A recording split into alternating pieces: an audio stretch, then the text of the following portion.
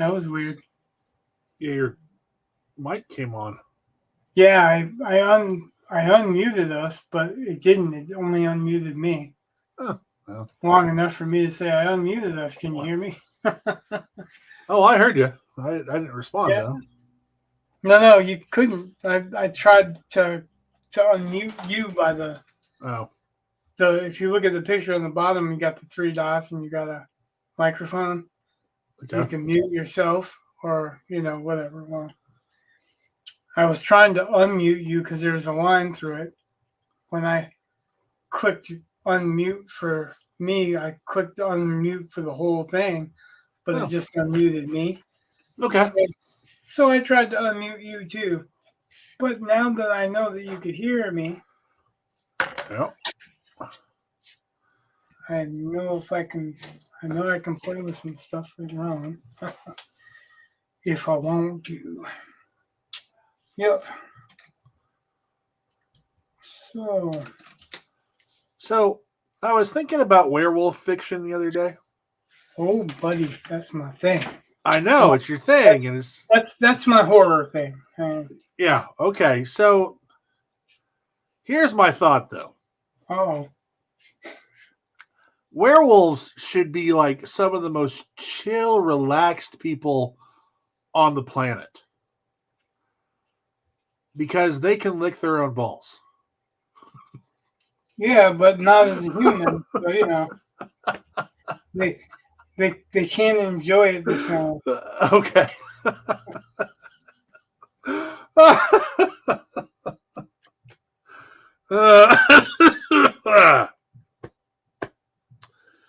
Ah, those are just the things I think of as I'm drifting off to sleep.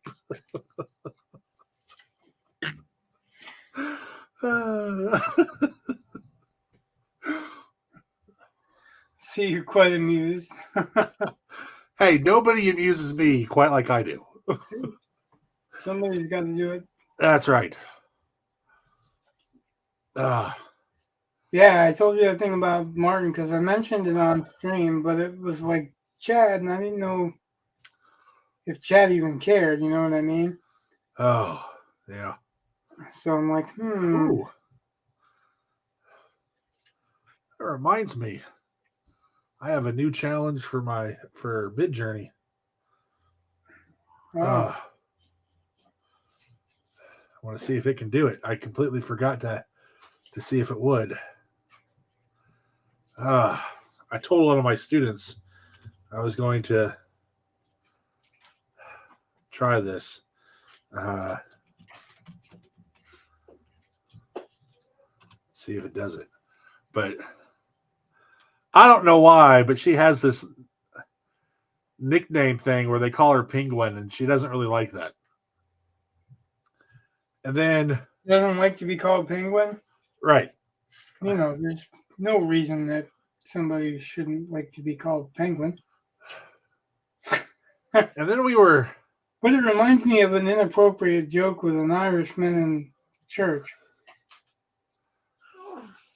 Oh, oh my God, this is terrible. So then on Friday, I forget exactly how this conversation came up. Something about her being a clown. And then I was like, oh, I'm going to have Chat GPT make me a clown penguin. And then the learning management system that I use, I can change their profile pictures on that. So I said, I'm going to make a clown penguin. And then I'm going to change your profile picture. It's going to be amazing. Except for none of these look like a clown. It can't do it. So, Let's see interestingly enough, years ago, I was selling Flash to some tattoo shops, try to make some extra money, right? Yeah. And Flash, for those people who don't know, is the patterns that you pick on the wall. So it's supposed to be an 11 by 14 sheet, and they really expect about 5 pictures per page at least, and all that. Well, somebody wanted a custom set made of all clowns. Okay. I did not do a penguin clown, but I did a shark clown. I did uh, a predator clown with a jack-in-the-box on his shoulder. Well, I did some creative clowns, but no penguin clowns. I tried clown penguin, and then I tried penguin clown, and then I tried clown and penguin penguin and clown makeup. And I guess one of them kind of is one creepy ass, like French clown looking thing. Like a mime? Kinda. It's lay penguin. Lay penguin.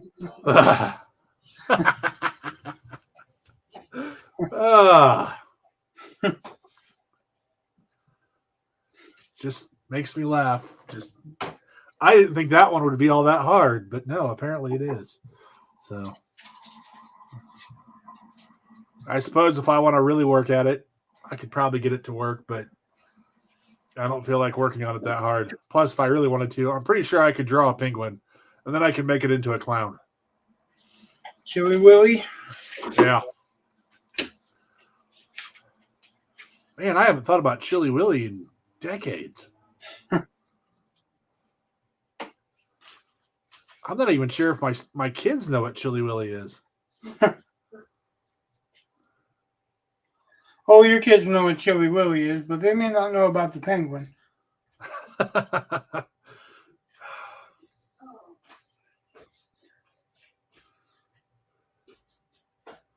Well, it wasn't my best, but I wouldn't say terrible.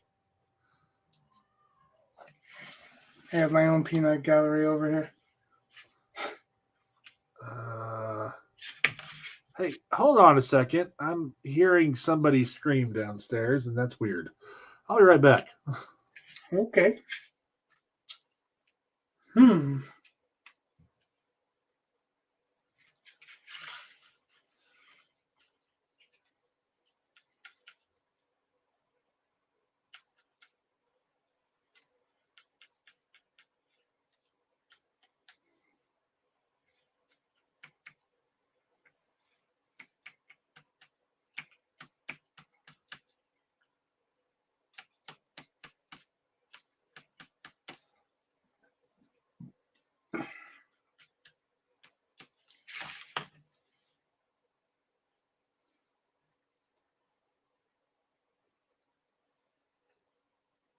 Using the colors. Using the colors. This is how terrible I am of a human being.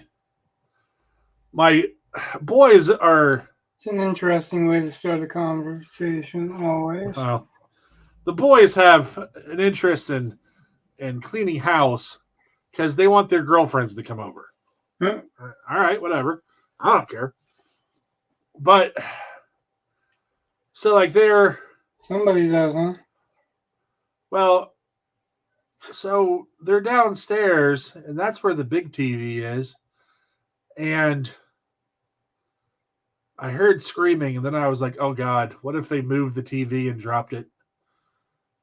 Because, yeah. They didn't, though. They did not. I don't know what they're doing, but they said everything was fine. My wife's down there, so there's no hiding. If the TV's broken, that's like an entire wall. I mean, you can't hide that. So I'm assuming if it was broken, she'd just tell me, let me cry in my sleep or something.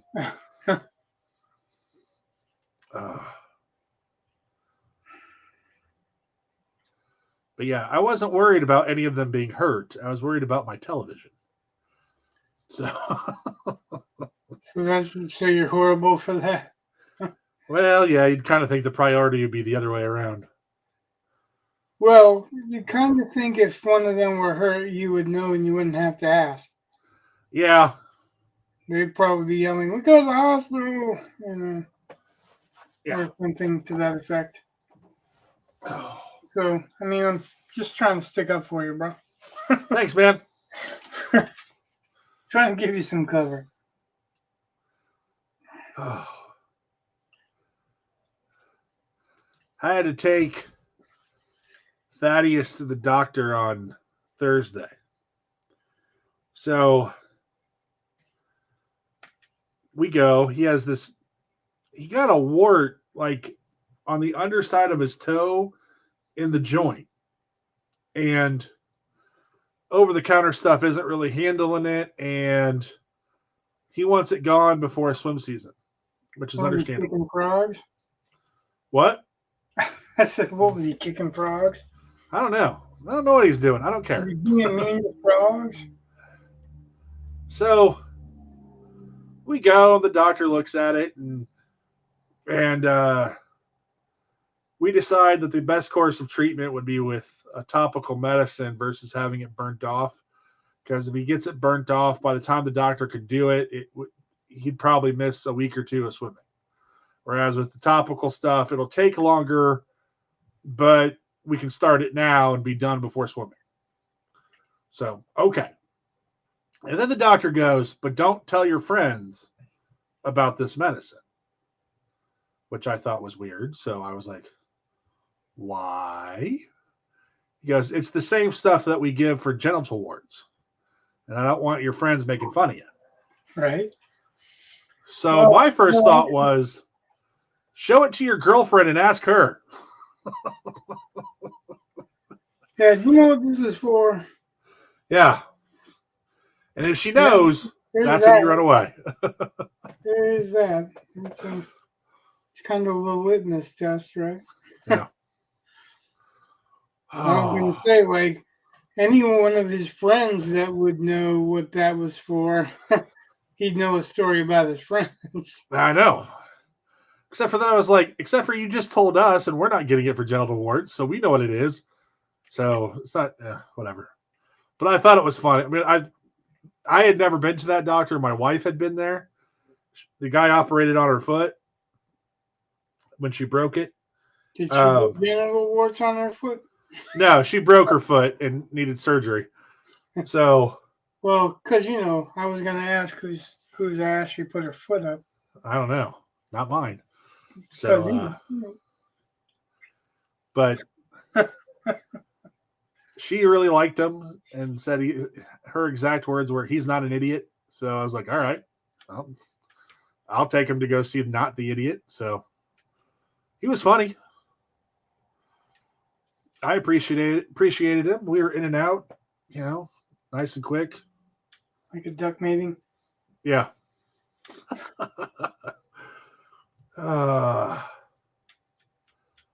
That's a Remo Williams reference. In and out like a duck mating.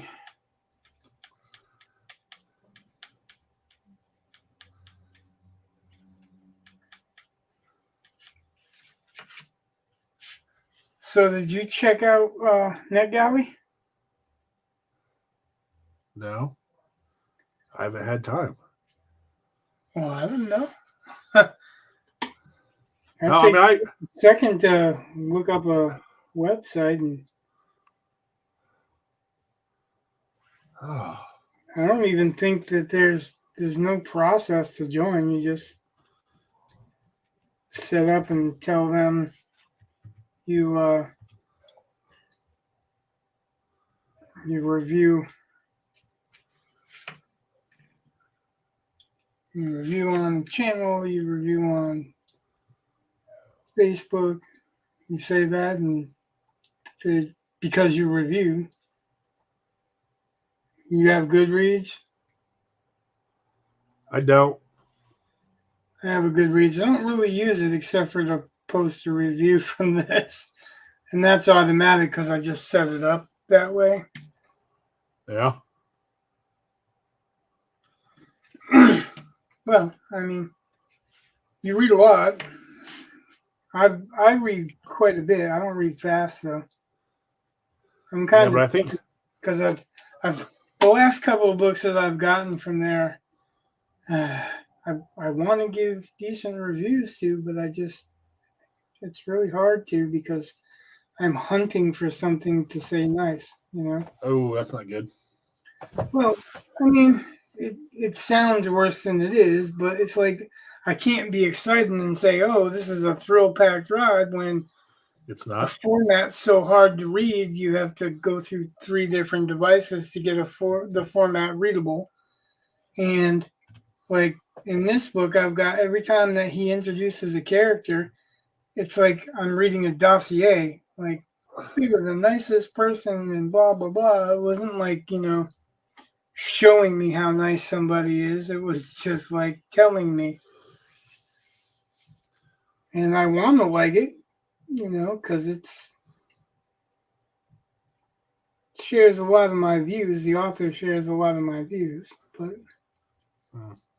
but the prose leaves a lot to be desired. And he also like I'm reading a spy thriller, and basically everybody that's in the book knows he's a spy. That's that James Bond problem. How you be a spy when everybody knows you're a spy? Yeah. A little bit hard to swallow with that one. Oh. Ah. But when I finish this, and I'm working to finish it, uh, I've been reading a series or listening to a series of audiobooks, and the newest one in the series, which I didn't think was going to be any more series, came out, and I got it. So they don't always grant you, like when you can put in a request to read ahead of time, and you get an arc. Yeah. You get an e-arc pretty much, but it's in a format that you can put onto your Kindle. Um,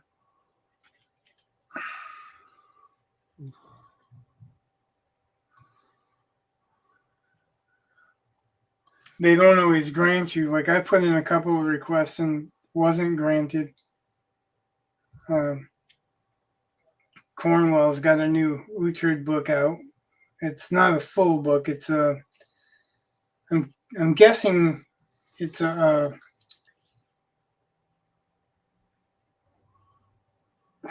novella or novelette, Yeah. and he's included a lot of recipes from that time period and uh, details about clothing from that time period. So it's like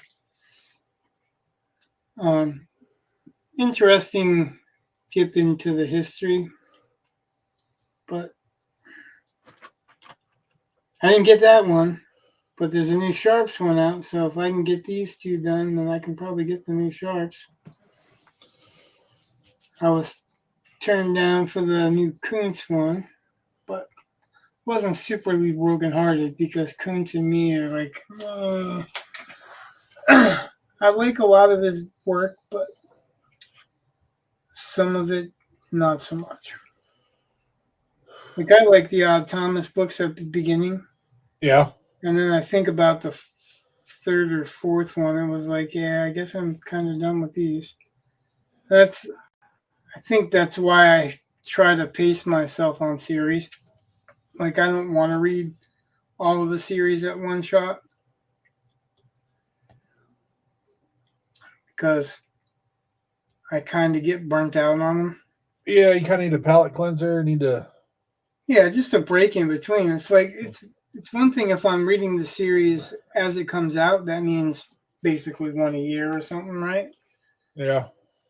That's a little bit different, but yeesh.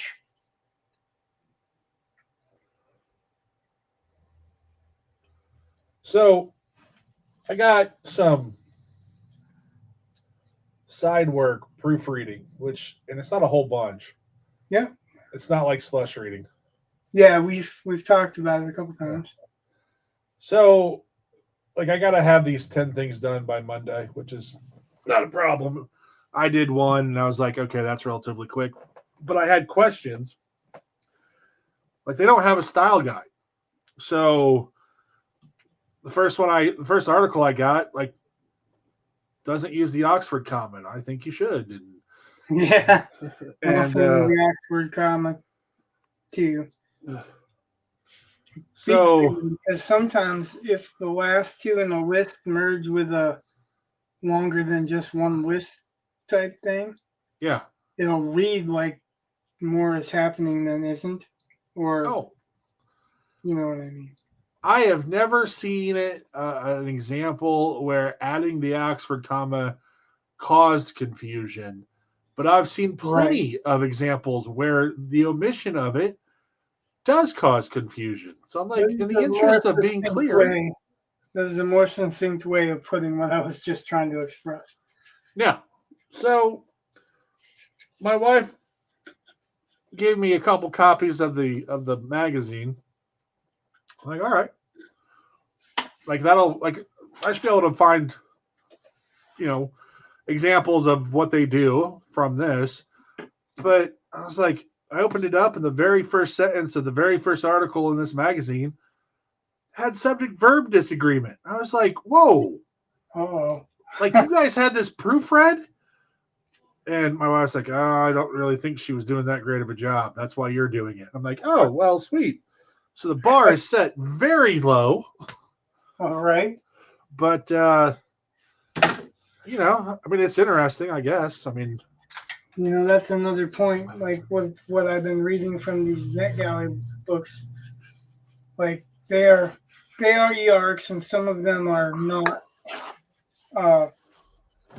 not after a final polish or whatever. Yeah.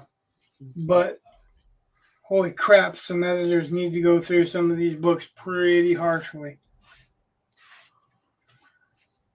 Well, I know oh my goodness. I forget what I was writing on my chalkboard. I was going over something. Predicate nominatives, I think, with my freshmen. And or maybe it was something. Was I going through predicate? No, I was going through participles and participial phrases with my AP kids. And I wrote 2 sentences up on the board to kind of point out the difference between a phrase and a clause, which technically anymore, in case anybody ever watches this video and they're a super grammar not. Well, what I'm about to say is not technically standardized, but there's a lot of stuff which isn't technically standardized. So, like terminology between clause and phrase, those can sometimes be used interchangeably. But I don't do that in my classroom to make it easier on the students. I'm like, no, a phrase does not have a subject and predicate, a clause does. So if you have a participial phrase, so the whole phrase is going to act like an adjective for something, but that's not the same thing as an adjectival clause, which is a subordinate clause normally that describes something else. And I wanted to have that example up on the board. And I completely forgot the subject. Like I just was writing along and just skipped it. And I just wasn't until I reread it, which is what I do in my typing all the time. I'll just skip a word because my brain is, way faster. Yeah, well, you're getting ahead of yourself is what it is, right? You know what you're saying, but you're trying to get it out quickly. And yeah, the brain knows, but the hand doesn't. And that's the problem. Right. But that's what I'm always worried about with my stories is that, and you guys normally catch it, and then I just feel stupid. But we don't feel stupid. We all do it. Oh, I know. I miss words. Jake misses words. Well, actually, Jake's pretty good about not missing words, but he's probably the slowest progression of us all. Yeah. Not that he types slow, but he's got a lot on his plate. He does. But like I'm saying, like when he advances his stories, Sometimes it's, almost 2,000 words in a day or whatever, and it'll take me a week to do that, but I'm doing it 10 minutes at a time or something. But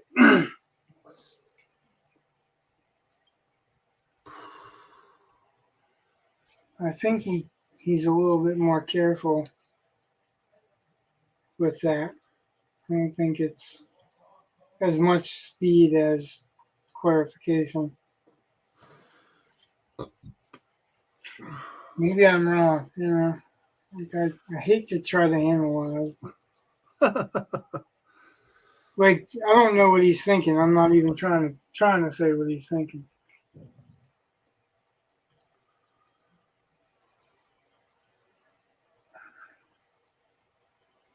I don't feel qualified.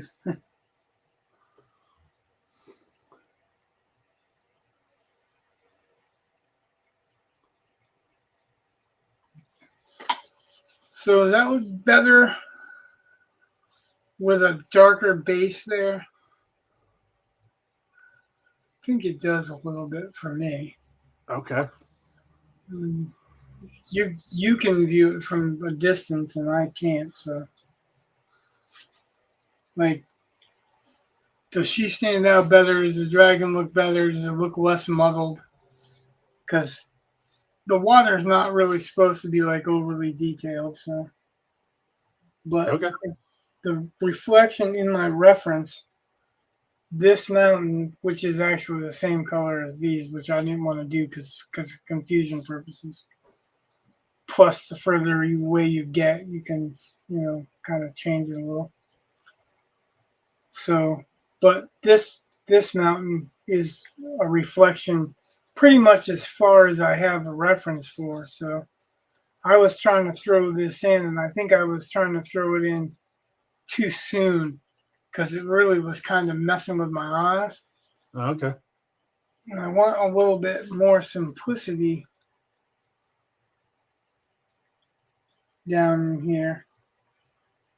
Like I don't mind like doing some streaks in the water here and there, but like this reflection I think is going to come up almost to here Okay. or right to the edge of the serpent. All right. Makes sense to me. Okay. Well, I guess that's what I was asking is if it's easier on the eyes because what I want to try to do. So every painting, your colors are communicating with you, but also with each other. Right. So you want to have, and it's all about color harmony, right? Right. You don't want to have too much stand out. That's why I put the green in here because it will, there's something that pulls these two together from that. But she's a neutral, so that neutral,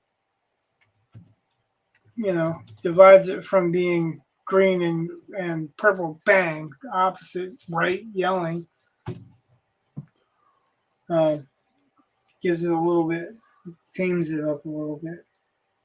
But I want this, a lot more tame. I'm looking at it on the picture and I'm looking at it like I'm looking at it here and on screen. And it was so loud on the bottom that it kind of confused some of the details that were going on. And that I don't want. Okay. So I figured we can go with the purples that are pretty much everywhere and the darker blues that are in the sky. And then maybe put some lighter blues in again, but more in kind of rules of the water a little bit.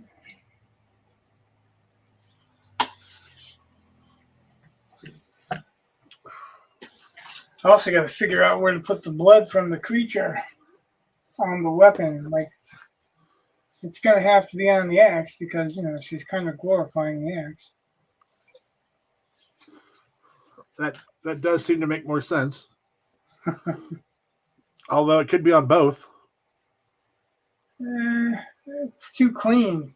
Like, the rest of it's too clean to be on both. Okay, I'm just Like it's like the serpent's not bloody enough for it to be like just one slice, you know. So, right. yeah, it's gonna be on the axe, but what part of the axe? Into the The dark blade. spot of the blood, or you know, I could probably just go common sense the arc of the axe, the bow and the axe. That's Yeah. right here. And they have to be on the top side, I think, because she's raising it up to the sky, right? I guess. Oh, That makes for a hard conversation. well, I mean, it's your stuff. I don't want to tell you what you can and cannot do.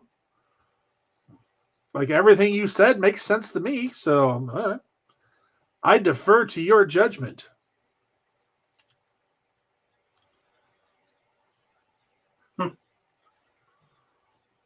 Okay, well, sounds good is a lot better than I don't know. Okay. Yeah, I'm trying to reason it out. You've got reason.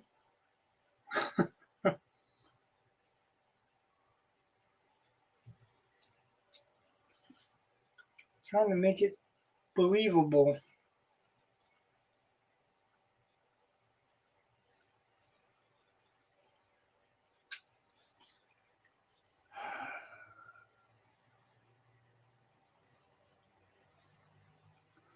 As well I as don't. trying to figure out how far I want to bring up the blue.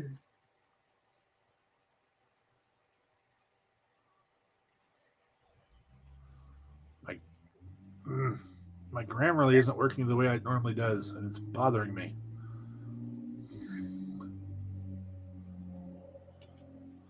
Normally, like I'll keep a tab open with Grammarly, and then I'll put like on my document that I'm working on. I have a line like something like this space for rent that I'll put in quotes, and that way the quotes from the document are smart quotes. And then if I'm using something like Write or Die, which I like to use to type, but it only gives me straight quotes. Normally, I can just paste it into Grammarly with that other line from the actual document. Grammarly will recognize that I have two different types of quote marks. It'll ask me which one I want to use and to be consistent, and fixes it just fine. So far, it's not doing that today, and it's annoying. Like I have a hunk of text, and I need to get it off my screen because it'll start making noise eventually.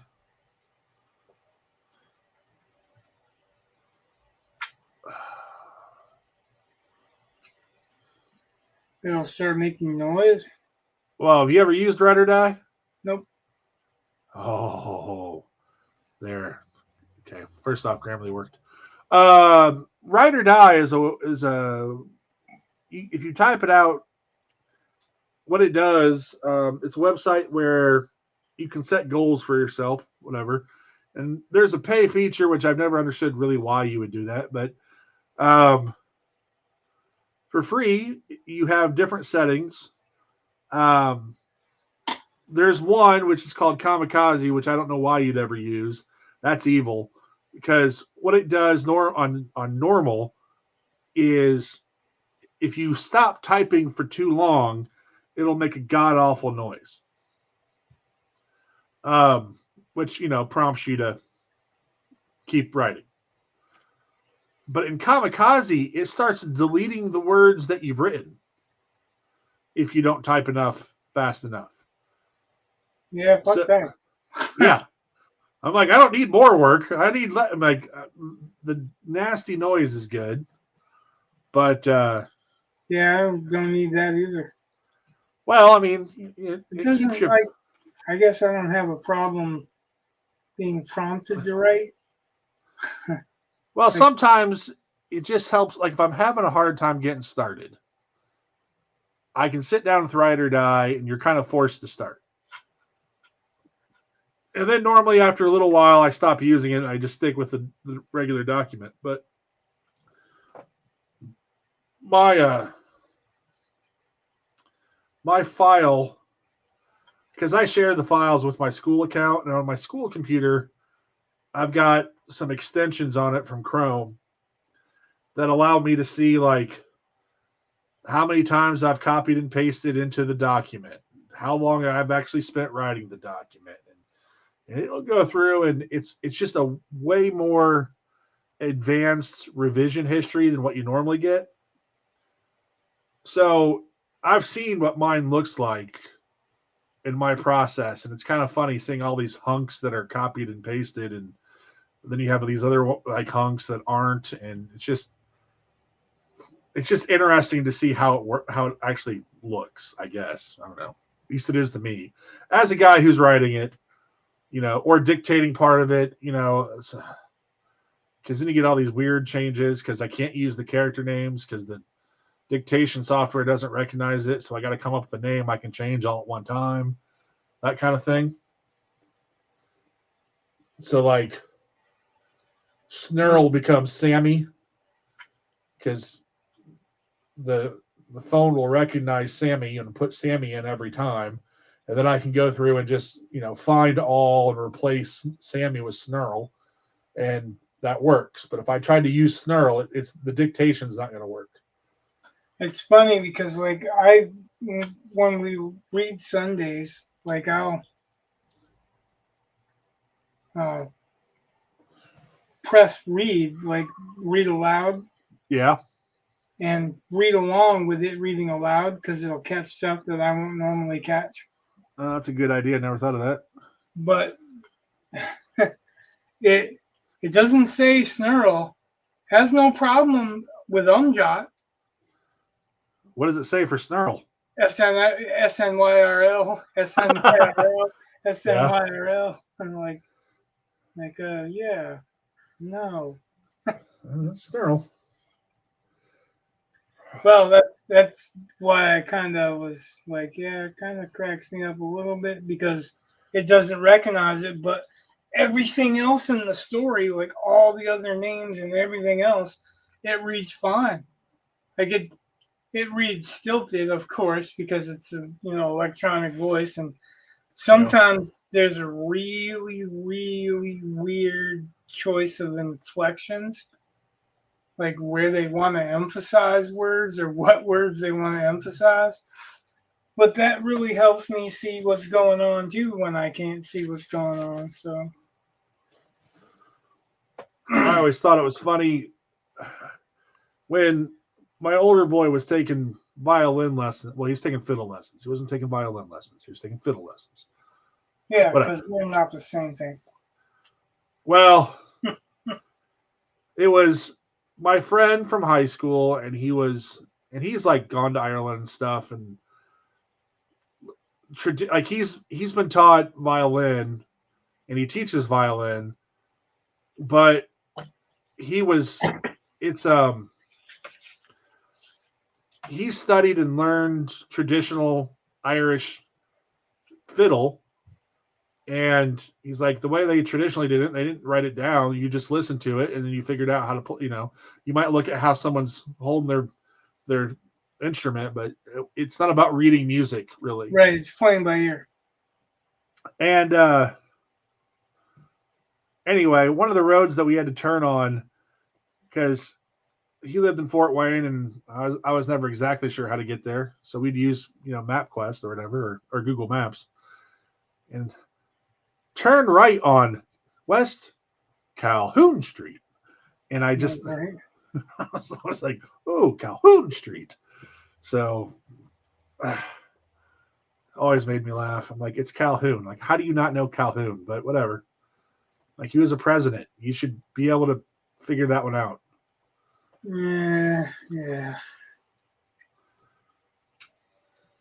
Well, we kind of discussed that with cities, right? Where there's a Calais, Maine, but it's spelled like Calais, France. Oh yeah, yeah, or Versailles, Indiana. Or Lafayette, Yeah. like depending on where you're at. So I mean, Well, La Fountain is probably the worst. I'm like, there is no way that should be La Fountain. It should be La Fontaine, but no, La Fountain. I'm like, how do you? Okay. it's because of what he was looking for. Oh, that's the wrong explorer. Yeah.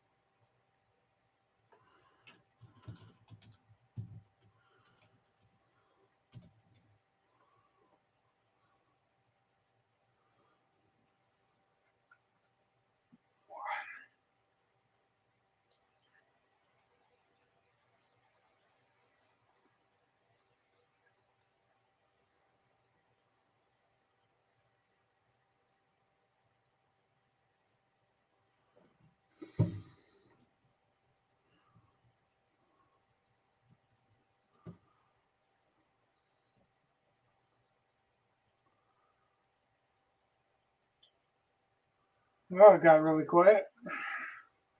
Oh, sorry. You didn't finish that short story yet, huh? Yeah, I was working on it. I was just looking at. Part of it is. Oh God, what's that character's name?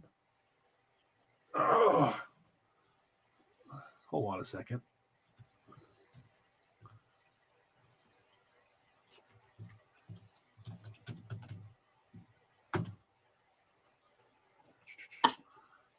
Yeah, Ludo. That's his name. Ludo Yeah, from Labyrinth. Yep, it's from Labyrinth. But that's bad. That's kind of how I hear Umjat. Kind of hear what? That's kind of how I hear Umjat. Oh, yeah, okay. And then, but then, you know, part of me is like, I don't want to make Umjat just a complete idiot, but he's slow. That's about where I put it. So he can talk, I think. I think he understands a lot more about what's going on. In fact, I've actually alluded to that in one spot. But he's slow. It takes him a while to get there. So that's why he talks so slow. That's why he doesn't say a lot, because it's just he's slow. But I also don't want it to be insulting in any way, and you know, it's just one of those voice things you gotta work at. That's all. So that's what I was doing right then. That's why I got quiet. Also, I was looking at the blue as you're blending it in over the purple. So I think that works better for me. That was the other thing when you were like explaining what you planned on doing and why you were doing it. And I was like, okay, that made perfect sense to me, and I trust that you're going to do what you plan to do. But it was purple, and I was like, that's kind of weird. But I also know you tend to do stuff where I'm like, okay, I don't get what you're doing, but 5 minutes later, it's like, oh, well, that worked out well. So I trust in the process. Hey, someone does.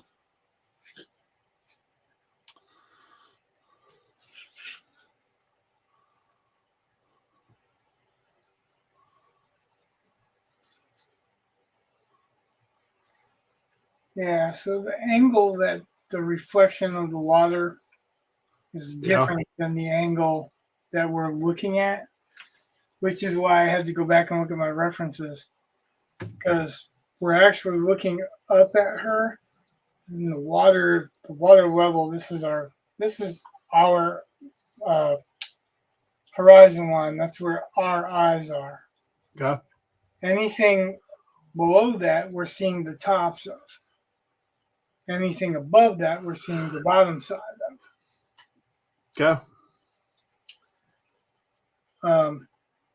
So the water's below it, but where the sky is, what's reflecting on the water is out of view of the canvas. It's more overhead, more directly overhead. That's way back there. So it's taken me a little bit to figure out how to make that transition believable. Yeah. And it's not so important that the sky is reflected exact. Matter of fact, it's not important at all because the sky wouldn't be exact over here. What's important is you know that there's a certain level of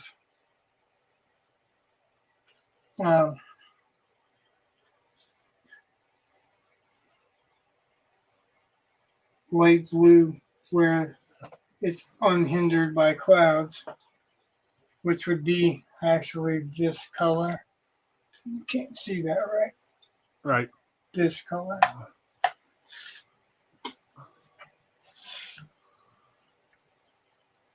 Right. But because it's the water, it still would be a little bit duller.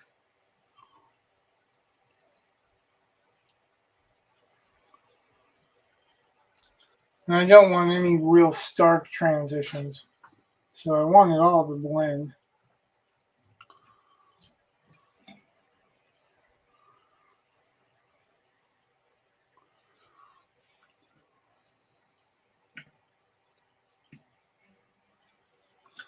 And wouldn't you know it, the area that I'm having the hardest time with is because the camera arm is hooked up right there. So I can't get a sweep.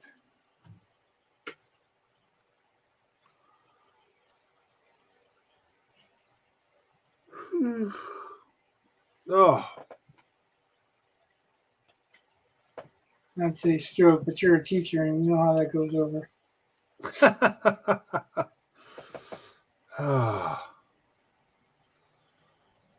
That's like, oh my gosh.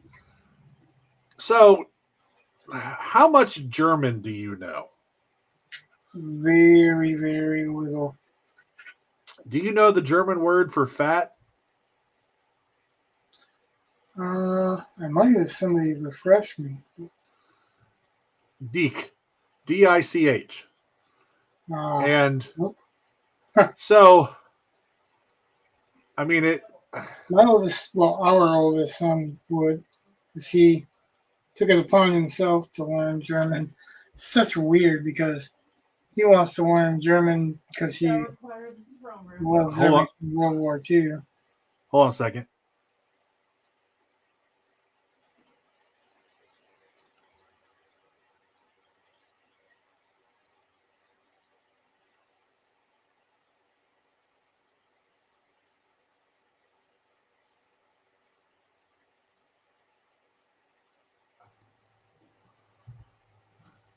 Anyway, so in my son's German class,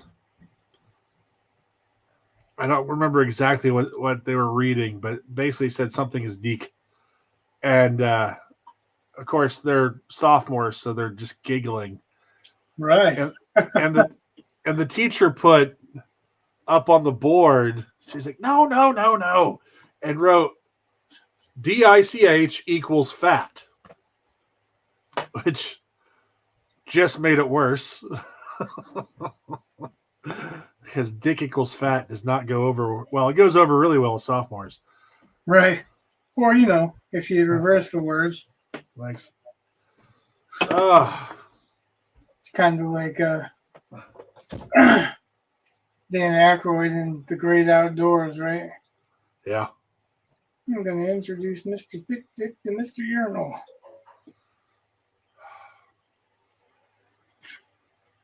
Oh.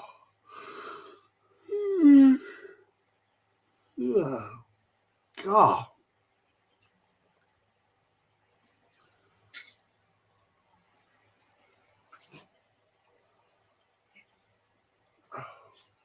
You can't see any of the stuff I'm doing. I can see your shadow as it goes across sometimes. Yeah.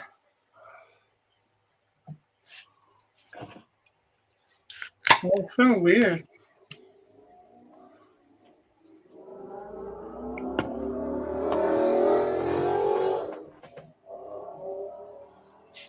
Let's see if I can turn the canvas a little and you may be able to see more. See at the bottom? Yeah.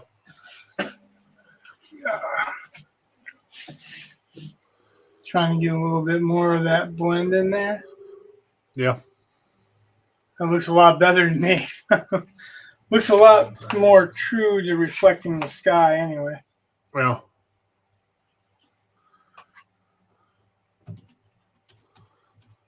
Does that mean that you don't agree? No, it looks good. You said, well. Oh. Oh. Oh.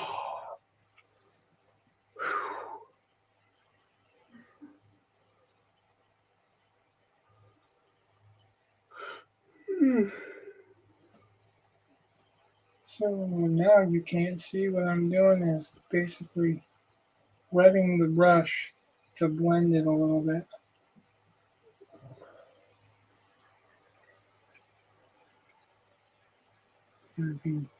I got too late because I added some white. Because I used up all the other mixture.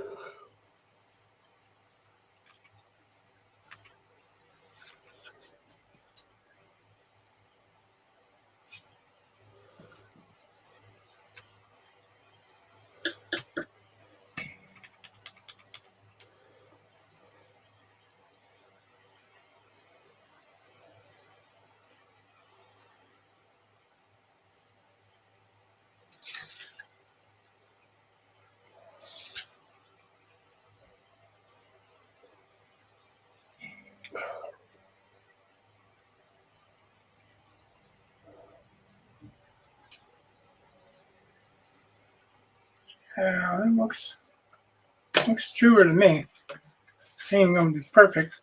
It's not supposed to be perfect.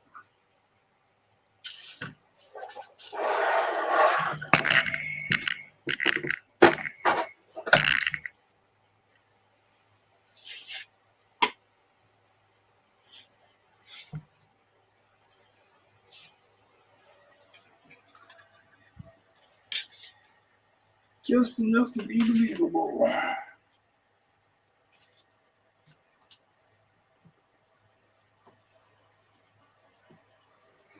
Verisimilitude, if you will. That's a nice $10 word. I think it's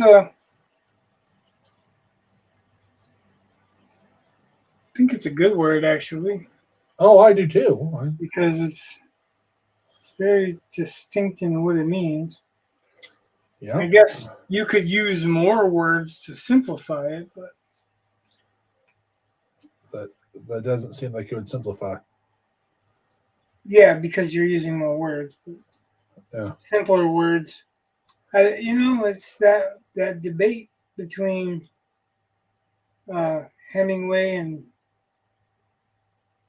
not Fitzgerald. Who's the other one? Joyce. Oh. Anyways, like if your audience has to stop and figure out a word, it tears them away from what they're reading. Yeah. And Joyce is like, well, we should educate them if they don't know those words. So, like, which one you want to do? You take a chance either way, right? Yeah. But it's a bigger chance if they don't understand that word. But on this channel, they can learn that word if they're really interested.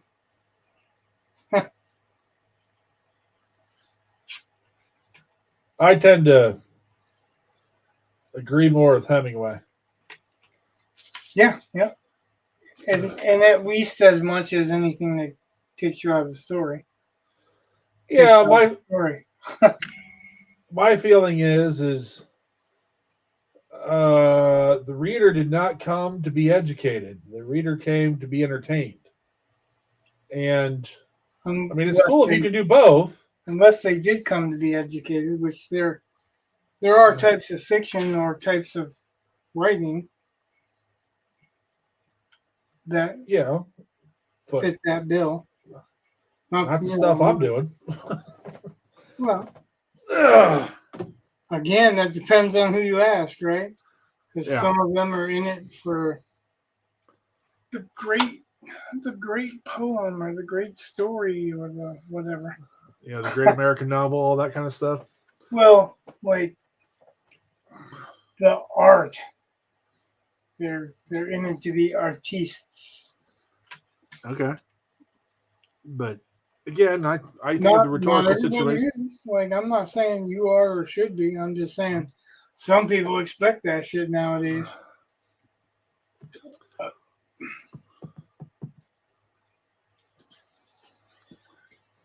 Again, we're getting to that area where I can't leave it the fuck alone to dry. Huh. Let's let it the fuck alone to dry. Weird. Work on the next piece of the puzzle. I think.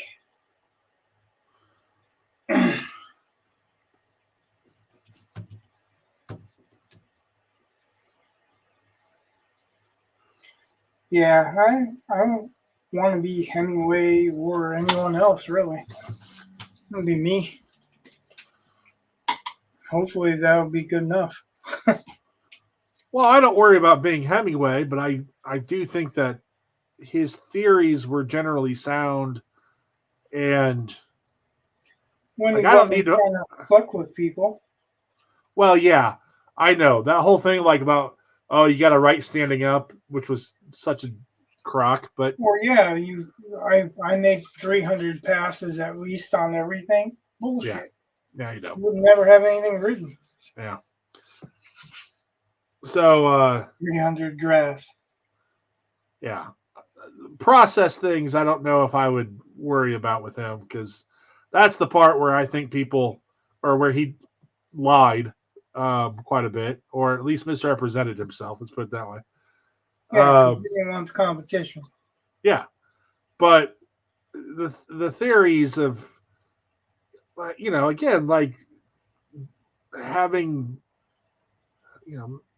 trying to make sure that the reader doesn't have any reason or excuse to get pulled out. That's I think a valid and a good idea. I don't know if he actually was the one to coin it that way, but he was just basically saying that he didn't want the reader to walk away from the story to look up a word, which is the same idea. Yeah. But it's not necessarily like, it doesn't matter whether it's educating them or not.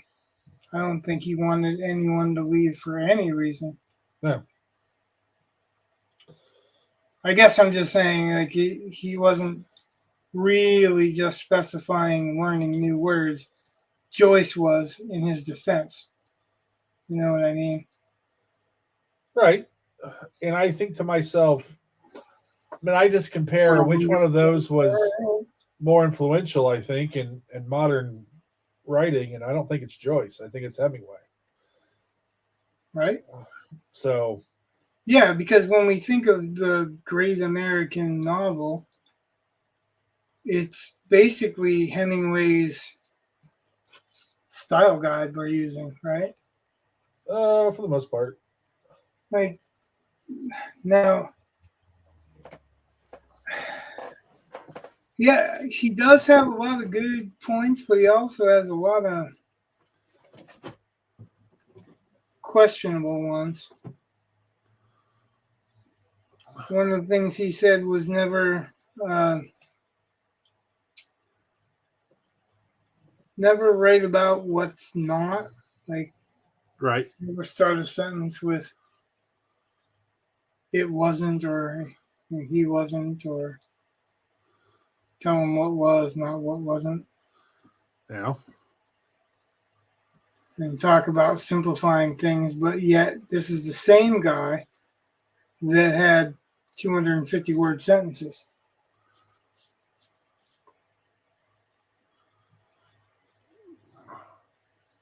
Granted, not all of them, but Yeah. That's not normal. But the idea of not saying what something wasn't. So let's say, instead of having a character say this doesn't feel right, you say this feels wrong. right, And, correct. and I think that's that's a stronger statement. And Right, but he's like saying, don't say he wasn't the type to. Instead, show what he was the type to.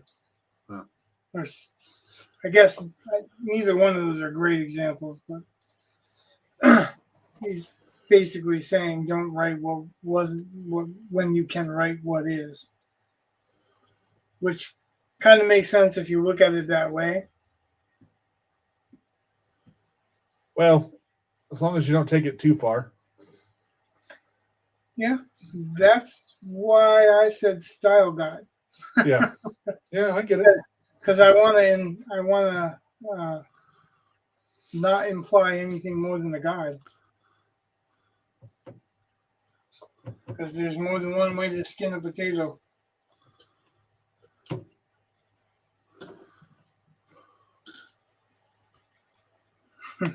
That, boys and girls, is a mixed metaphor. Somebody's commenting. Oh, 6 really? comments. Mark, hey. Oh, I was in the wrong thing. Dear Yeah, goodness. I was painting, so I didn't see any of that. Oh, I was still in private chat. I am so sorry, Mark. What process do you trust? Just checking in. I'm fathead, huh? She is not a fathead. Or you are not a fathead. That's what that says. Looks pretty cool. I got it wrong. Yeah. I like to learn things from historical fiction and sci-fi. I guess I can do this. Bing. You don't have that ability. I got to give you that ability. Because pretty much if you're going to be the co-host, and you're pretty much the co-host, you should have the ability to pop comments up. Yeah. You don't. Can you mouse over and it doesn't show you anything? Nope. Nothing. So you don't. Can you mouse over a comment? Nope. It doesn't do anything. Nope. But technically, I'm not logged in either.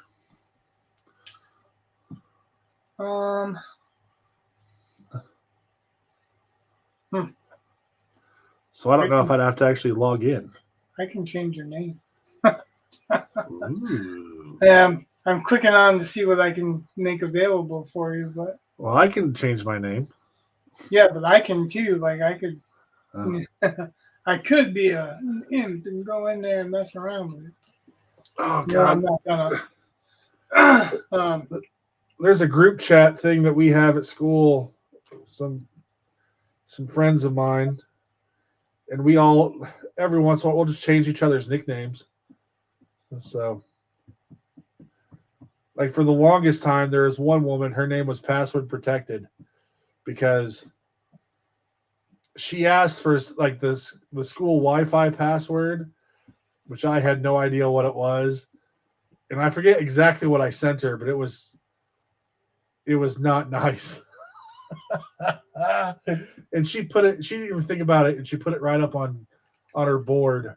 Oh, And yeah, just oh, I laughed quite a bit about that one.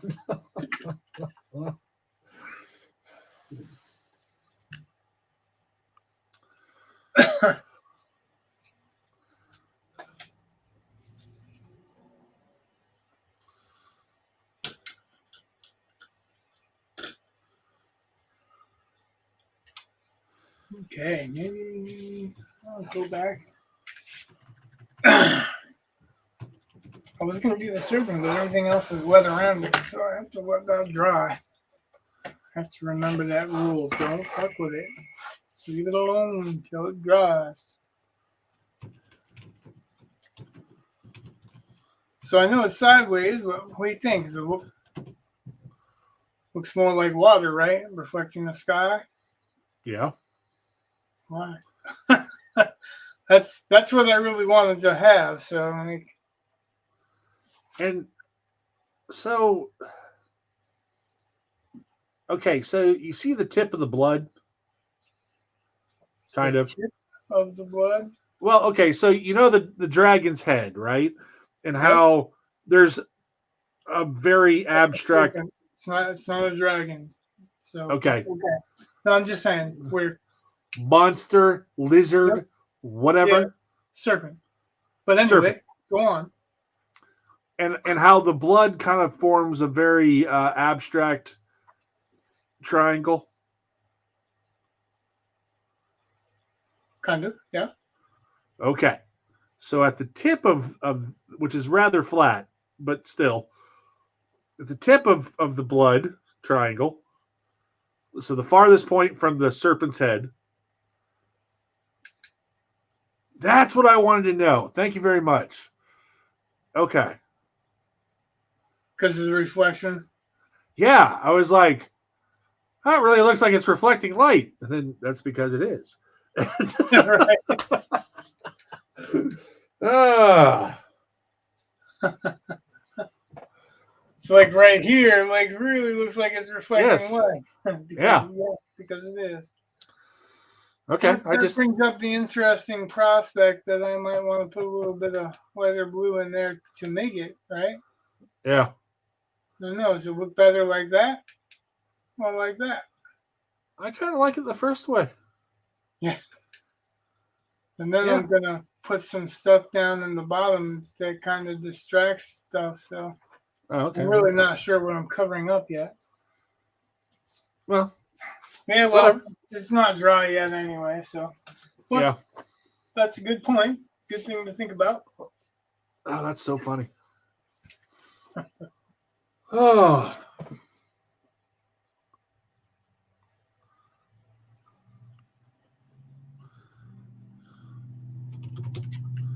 Okay. Oh, yeah. More paper towel. More paper towel.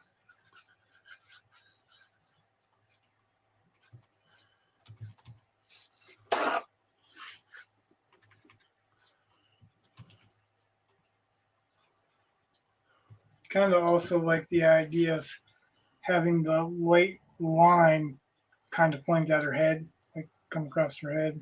Right. So that it takes away from this and more towards her and what's going on. Yeah. I do like that much better now. Oh. Still, there's things I want to do with the serpent, but I gotta let all this dry before I put my hand on it. In it. Probably a good idea. Yeah. I don't think it's a bad idea to move around a little bit either. Let's see.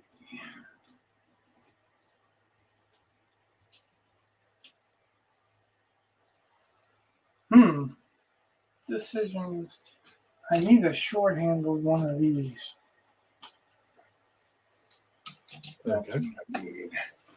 Well, I was supposed to get brushes today. A couple of brushes and some white because I'm running low on white. But instead of doing that, we just didn't go to the art store.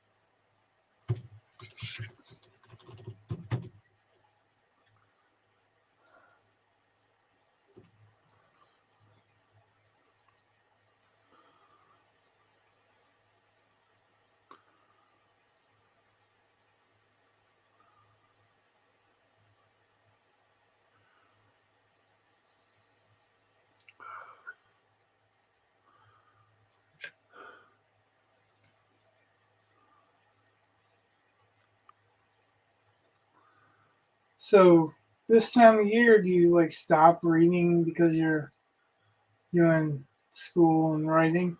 It just depends. Um, Part of the thing, like, I've never taught Slaughterhouse-5 until this year, so like I'm having to go through that pretty closely. Um, and I'm teaching Gatsby right now to a different class, so I read through that every year too, because it's Yeah, but you amazing how much. what? Well, it's amazing how much stuff you Pick like. up on consecutive ones. Well, it's just like okay, so I it took me, I'm sure, at least a decade of teaching Gatsby before I ever really noticed in chapter 3 he changes the tense of this one description.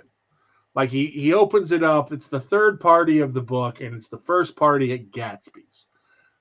And so he's setting it up.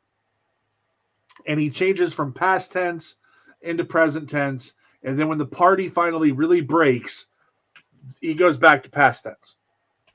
So this whole setup, this magical moment of a Gatsby party, instead of being something in the past, it's something that is ongoing and immortal. It is always happening. And what that implies about the greatness of Gatsby and his eternal gift for hope and all these things, like it's great. But there are a lot of teachers that I know that they've never noticed that, and it's just like, okay, which is cool. But if you, if the kids are going through it, I mean, I'm going through it because I can, again, I learn new things and I see new things and my opinions will change over time.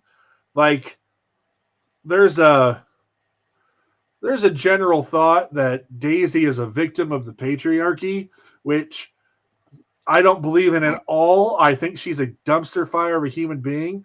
But I used to think she was a victim of the patriarchy because that's what I was taught. It wasn't until I read the book several times and I was like, no, wait, hold on. She's not a victim. And he's telling us she's not a victim. Like there's plenty of evidence to show that no, she's an evil, vile, conniving wench. But, you know, since most of your English teachers are female, they don't like that idea.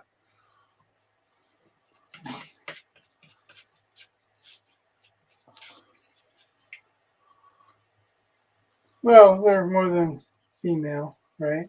Well, They're victims of the patriarchy, right? yeah. I was driving through town this morning and I saw there was some construction work going on, and there was a sign that said "men working," and I thought, "Oh my goodness, the oppression."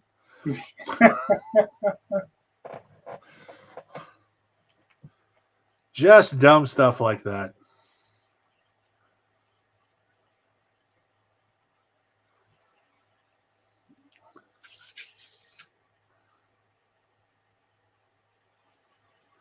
Now the other thing, I mean, it's hard for me to read for a sustained period because it normally makes me want to write, which is not a bad thing.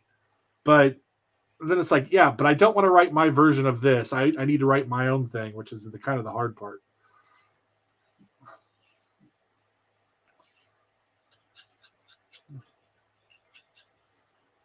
But I've gotten in years past now.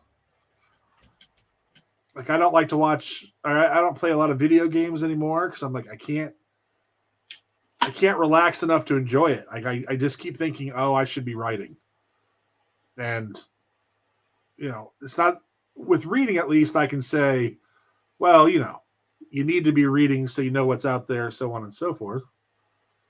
And the stuff you read is not the same stuff that I read, which is good. So we know different things.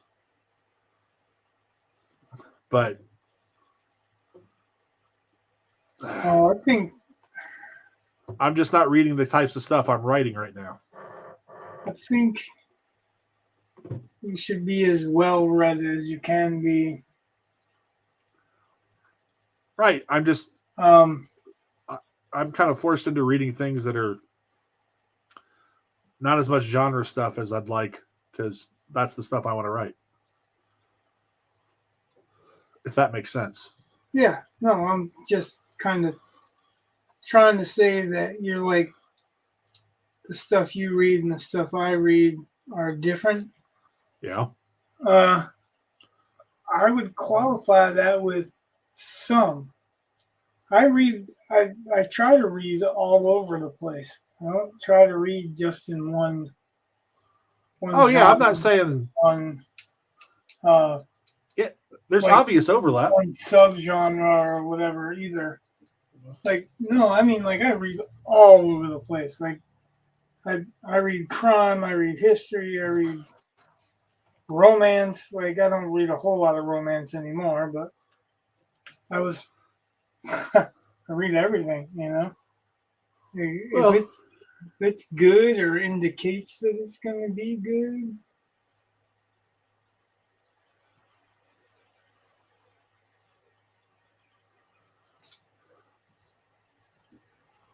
I try to give it a look. I try to give it a try. It's like Eli and green beans, right? okay. You don't know if you're gonna like it until you try it. So I try everything. That's why. That's why I asked you and Jake and Mark what your favorite books were, so that I could kind of see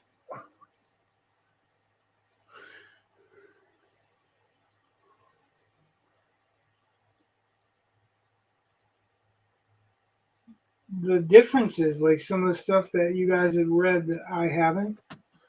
Yeah. And I haven't read The Great Gatsby, I guess I confess, but I did watch the movie, so I know the story. Not even claiming I know the whole story, but That's close. the gist anyway. Yeah. I can see why you like the story. I have a hard time understanding why you like that story but don't like The Outsiders. I mean, not getting into the whole thing again. You've expressed it. I think it's the same kind of story. Okay. I guess maybe that comes down to mainstream, or I see the crime story in the crime and the redemption story in The Outsiders that maybe you don't Could be. or don't care about. Either way, like it doesn't matter. It doesn't you don't have to like it. We're definitely gonna find stuff that we don't like of each other's, but I wanted to try and see, I think you gave me another one too, and I haven't gone over it yet because we've talked so much. I think I lost some of it. Well, I don't even know if I remember what Jake's was or if he actually did that. I did read or listen to Mark's yeah. recommendation, which was Graham Greene's The End of the Affair. Okay. And yeah, it kind of affected me a little bit because I went from feeling one way about the story at the beginning and to feeling totally different in the end. But it's another one of those. Have you read that book? Nope. I think you might like that almost as much as you like The Great Gatsby. I mean, it's not so much the prose style or whatever, but it would be like taking Daisy and then giving her a twist, like at the end that makes you feel different about her. Okay. When all the way through it, you're feeling that way about her. You know what I mean? Like Yeah. it's really hard to explain without you read it and giving anything away. But yeah, I found it pretty interesting. So I've done this earlier on the finger. I'm going to touch that up again. What I'm doing is just painting a little white on it. Yeah. Yeah, it's not for you. You obviously see, but same thing is going to be over here on this edge of the cheek. Because after the white's dried, I'm going to come back in with different colors and tones. So I'm basically treating this white like gesso because gesso is white, unless it's specifically a different color gesso. It's white unless it's not. Yeah, well, usually gesso is white, mostly. Right. Once in a while, you see like there's black gesso and gray gesso, and there's one other one that I've seen. But I imagine that you can probably find gesso in any color now. Basically, gesso is an acrylic paint anyway.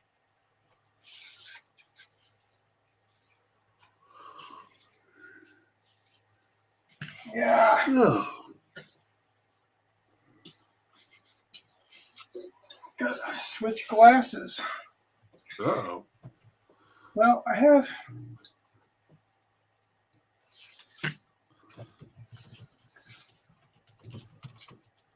two different pairs. Well, I probably have three different pairs or more because they're all just different reading glasses levels. Okay. But the ones that I can focus on in a smaller, more detailed scale, I can't look at it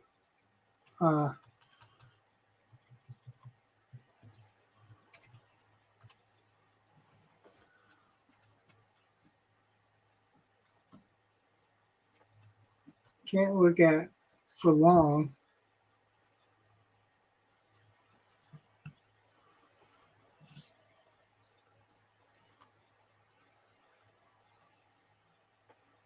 Ugh.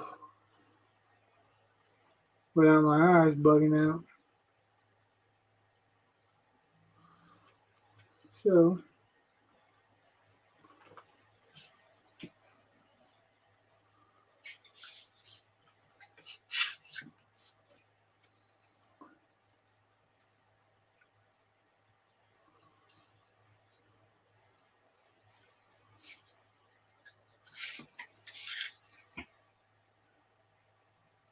I love this little brush, but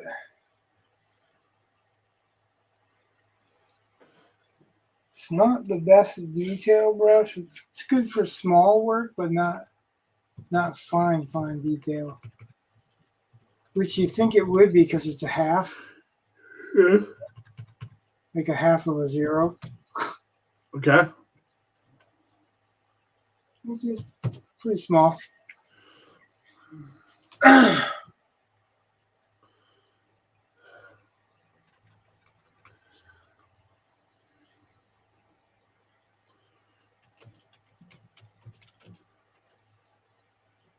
Oh, yeah. I just flicked the water off this brush. And as if to say, fuck you.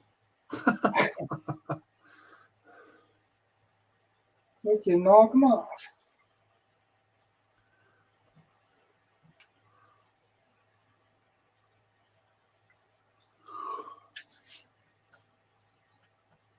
Oh.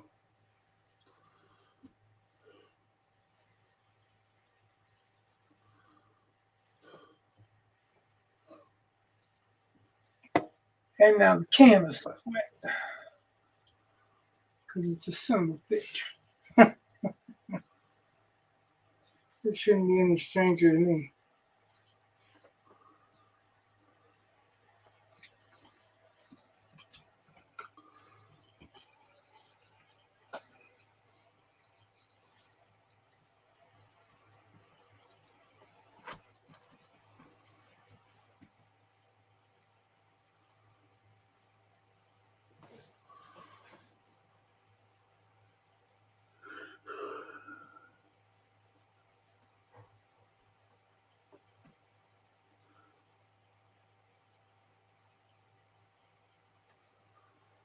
Yeah.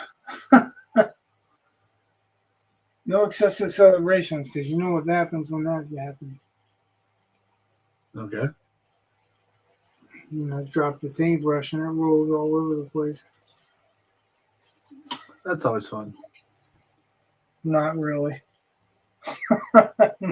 Not at all, but yeah, I mean, it's fun from everybody else's point of view, maybe.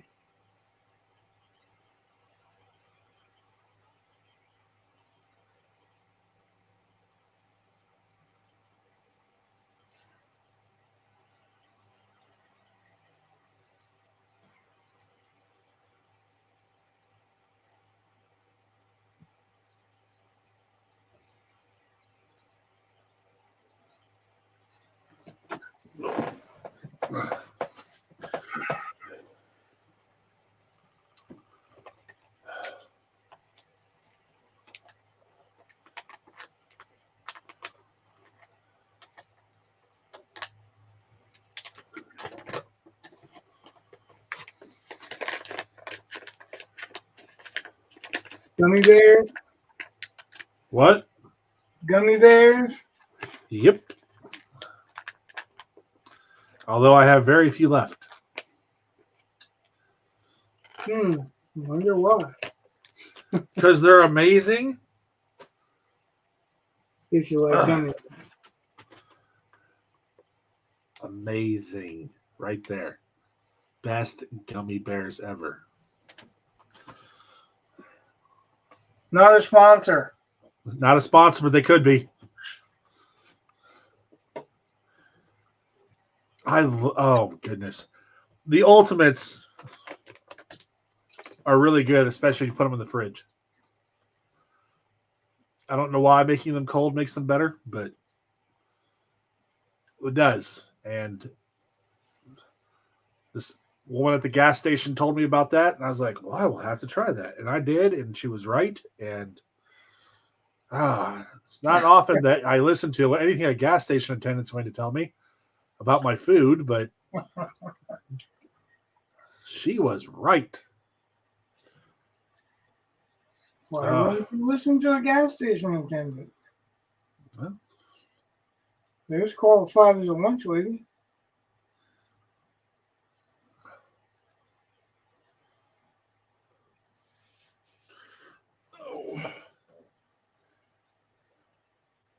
It kind of, my wife's old college roommate is now a lunch lady.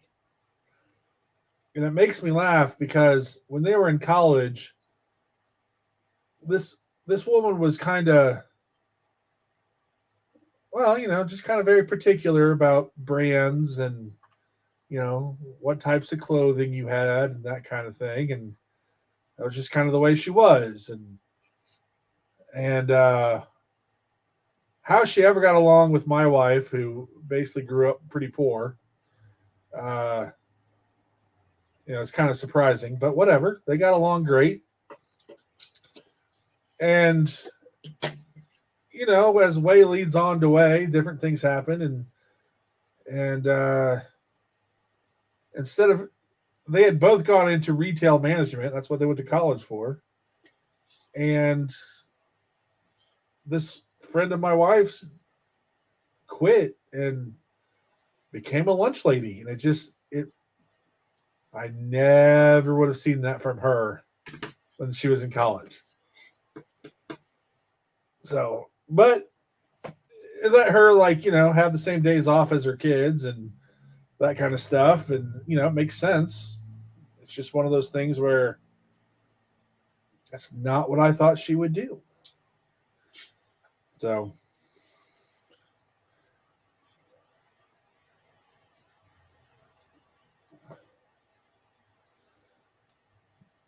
on Thursday, when I was taking my son to the doctor, appointment was at 9 a.m., which was awesome because that meant I could not sleep in.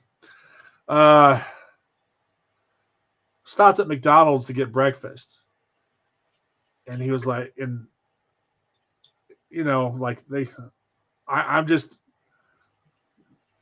I try to be incredibly positive and nice to the people at McDonald's because they're handling my food.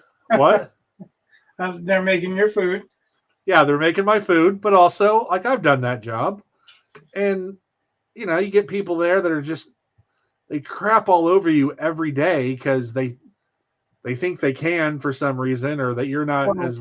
That's because people think of people in the service industry as servants. Well, okay, but that's that mentality. Go into Walmart. Everything that goes wrong, the employees get the blame for it, but the employees got nothing to do with it. They have to live by the rules that they enforce. That's their job to do that. You got a problem with it, take it up with corporate because it's not their fault. They don't want to make you wear a mask. They don't want to do this or do that. That's not their job. Their job is to do whatever they need to do. So that lowly employee at McDonald's or whatever you want to consider it, they're not a servant. They work in a service industry, but they do get treated like they're servants. Well, I try not to. I'm always no. I'm just saying, like you said, they get treated like that, and you don't know why. I'm telling you why. Oh, because people look at it as a service, so therefore they must be servants. Like they're the maid, and that means that they're a servant. Well, part of it's also just you get people who have very little power in their own lives because they're on the low end of whatever corporate rung they're on. And they because they're the customer, they're in charge then. So they take out the abuses that they've suffered on other people. And I don't think that's right either. So, but I think that's what happens. Yeah. I think a lot of it, yeah. I think you're right too. That might be a justification of the same thing, but I think you're right. Don't really take into account that they're dealing with people, not the people that make the decisions. The people that have to work for those people that make the decisions.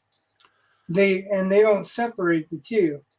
I've seen people throw shit at people, and like my wife said, she worked at Walmart as a supervisor for a while. And she's had people throw wine bottles at her. I'm like, if I was in the store, I would kill that motherfucker. they ain't, no two ways about it. Like I was a more healthy individual then, but still, there's no fucking way that I would let somebody throw a fucking glass bottle at my wife Well, because they didn't like what she had to say. She didn't have a choice.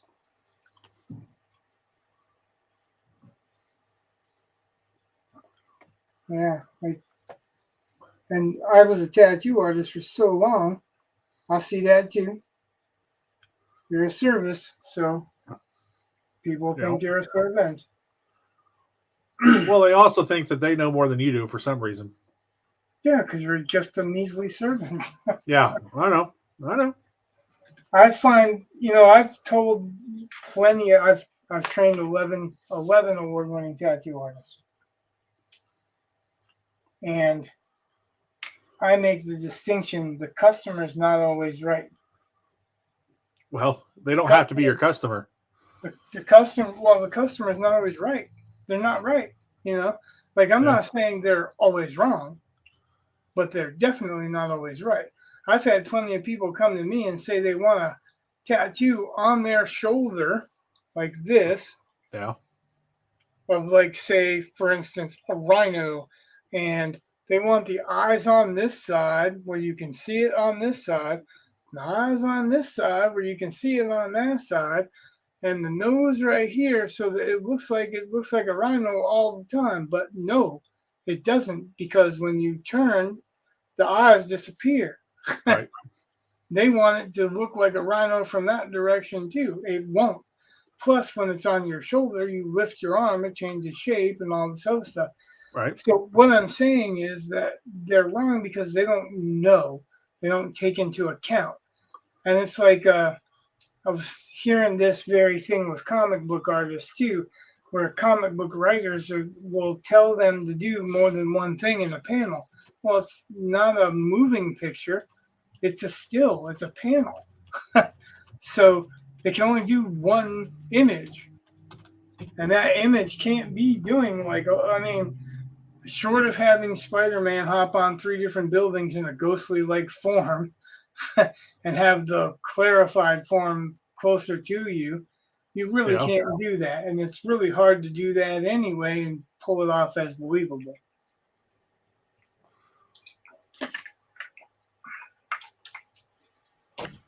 So, yeah, I mean, just saying. Like, that's why, as a tattoo artist, I tell my apprentices that the customer's not always right because they're not always right.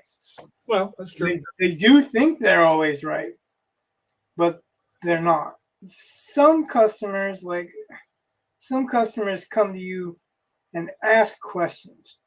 And those are the customers I like most because I can give them honest answers, Right. They can do whatever they want with those answers. So they don't have to say, for instance, if I tell you that, like, you have to get that larger because that's so small, it'll fade, the lines will fade together, Yeah. You don't have to believe me, but I'm not going to do it unless I can do it so that I believe it'll work. That's like, so this tattoo my wife is thinking about getting, but she wants it behind her ear. Did you see that link I gave you? Yeah, I did. And Okay, no, I was just wondering. This relates directly back to that. So this tattoo she's looking at, it says it's a stylized 75, which is when she was born. And she had shared that with her sister, and her sister sent back a modified version of it with some nods to Wonder Woman kind of thrown in. Oh boy. And well, my wife likes Wonder Woman, so whatever. So it's just Wonder Woman the racist or rapist or the original Wonder Woman? I guess the original. I don't know. So I looked at it and I thought about that article because there was nothing in it that was super thin lined, but there was very little space between these thicker lines. And I was like, I bet that would probably, it'll lose its clarity. Like it'll just become a smudge after what you sent. And I'll tell you something else that I haven't told you because you didn't tell me what part of the body is. on the head, specifically around the ears, the face. Yeah. It gets greasy looking and spreads anyway. Oh. Well, we haven't decided on where. Like, once I told my wife that, like, hey, whatever, you want a tattoo for your birthday? Let's go get one. Then all of a sudden she's like, well, what am I going to get? And since the guy shot down the bee idea, or at least he didn't shoot it down, but I think he convinced her that might not be the best. Let's put it that way. I don't want to be like he said no, because that's not what he said, but he warned us. Gave her the logistics. Yeah. So then my wife is trying to come up with all these other ideas, and she can't quite decide on what she wants. And I'm like, I thought you had all these ideas for things. That's why you want, like, okay. But she has no idea. And, it's kind of funny. Like, how did you want something but you don't know what you want?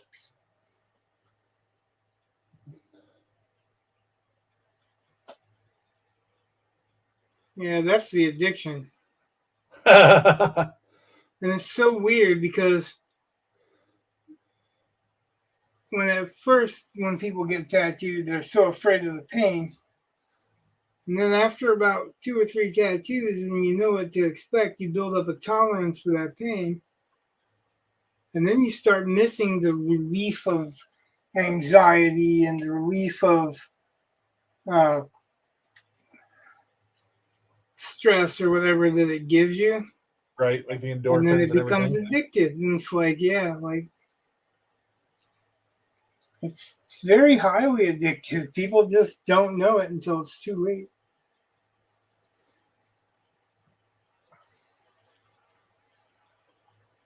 So she got a tattoo? Or we're going Friday. So she didn't get one yet. She hasn't gotten one yet. She's still thinking.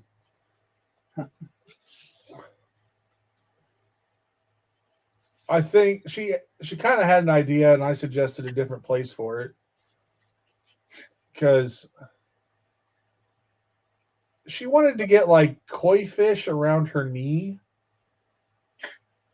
and that's one of those spots too, because the knee and the elbow have very, very rough skin, and it's really hard to make something take and stay there. Well, it wasn't going to be on the knee. It was going to be like above it and below it. Okay, but what I'm saying is you can feel the knee has kind of rough skin like the elbow. Yeah.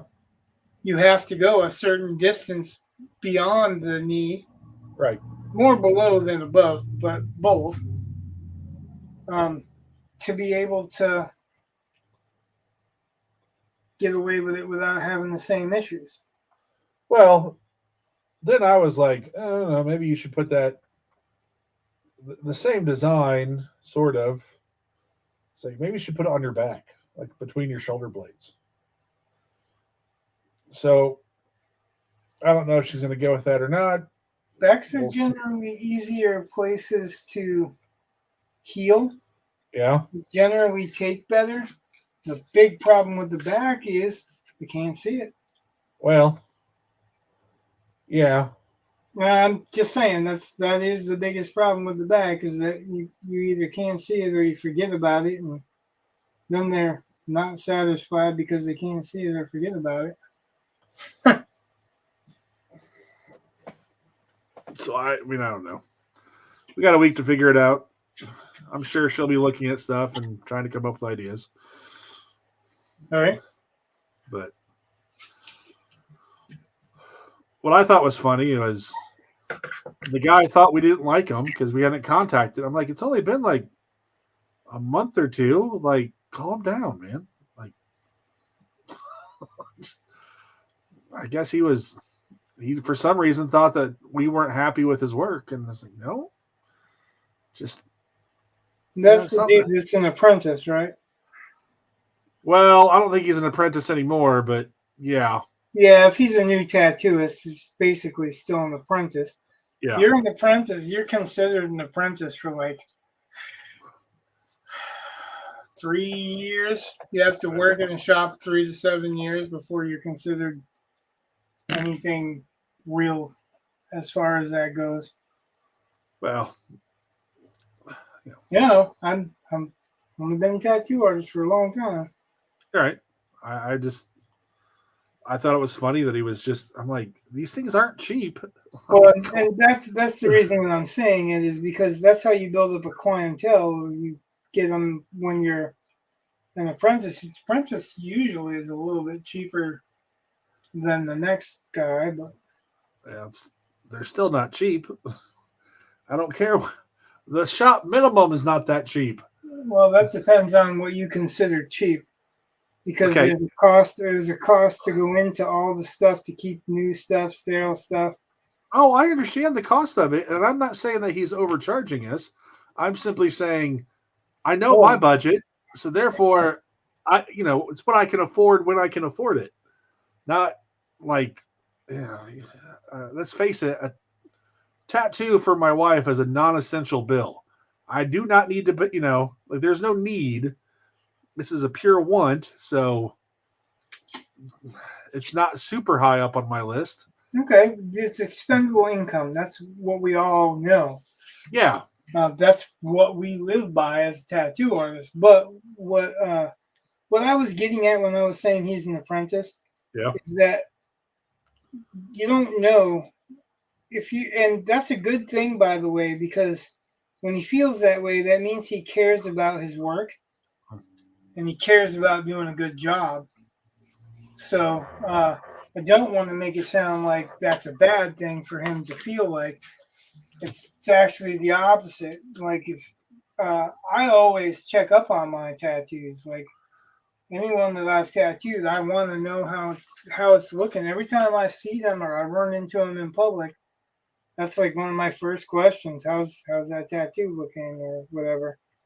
But as an apprentice, you're not really sure if business slows down, if it's slowing down because it's just a slow period, which we have, right, or if there's something that happened that you don't know about. Especially maybe if did she call and talk to him before too?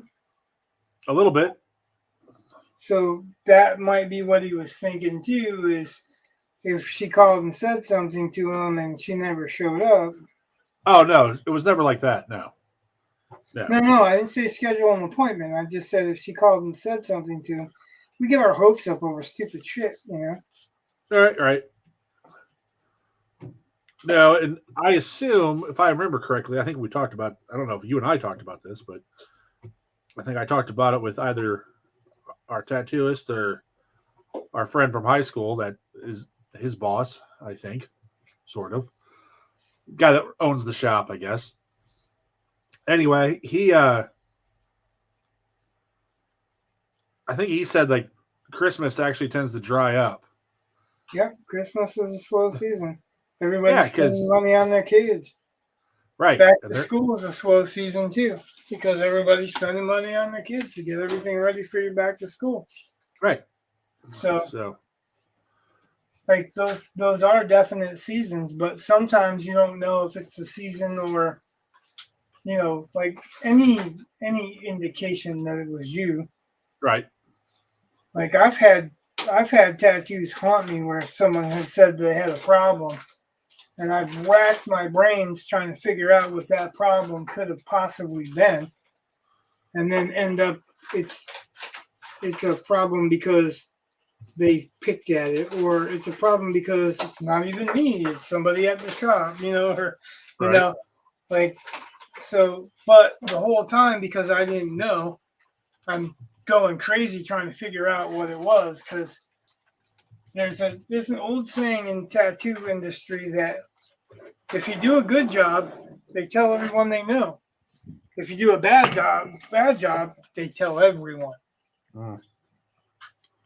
So you don't want a bad reputation. That's one of the few things that can kill a tattoo shop or a tattoo artist, career-wise. And I've seen a couple of tattoo artists that develop bad reputations not necessarily unjustified bad reputations, but for things that maybe don't even have to do with the actual work. Maybe it's just work ethic or Yeah. pricing or whatever. I know one, I'm not going to name any names, but they would open up a shop, make this big deal. It's all cheap tattoos, tell them free touch ups, right? Okay. And then about 6 months, when some of those free touch ups start coming in, they close the doors and move. Oh. Open up under a different name. Nice. Yeah, well, like I said,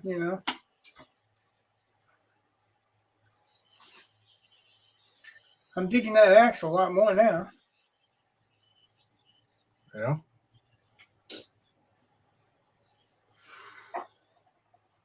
Not quite done with it. I still have to figure out what I want to do with the blood. So I still want to go with the values in the right places. Not quite dry, I think, on the bottom. I don't want to do the finger test. So I'm running out of fingers to test it. I know I gotta go down him because where she's standing over him, there needs to be more shadow Right. to seat her in the scene.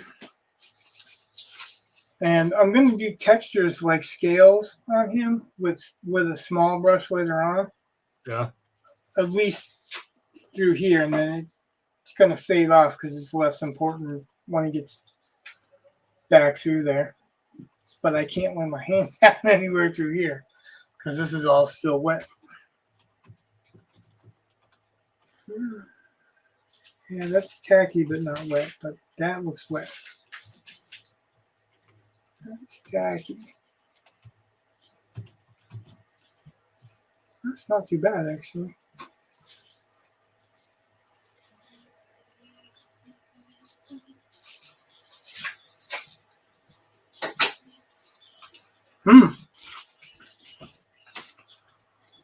It's at a tacky stage. That's good. Okay. That's good. That means it won't be all that long before I can work on it. So in the meantime, do a little of that green. Oh, the cat's gonna die. The cat's gonna die? Cat hair. Oh.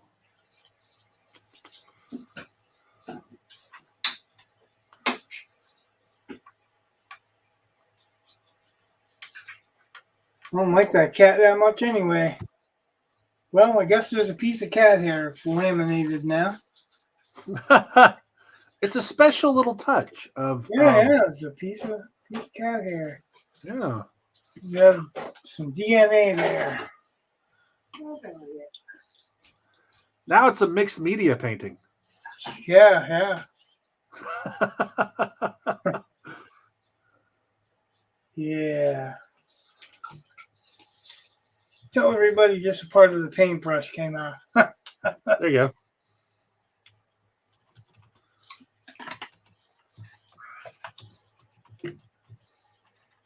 Boy, actually, I want to try to keep these.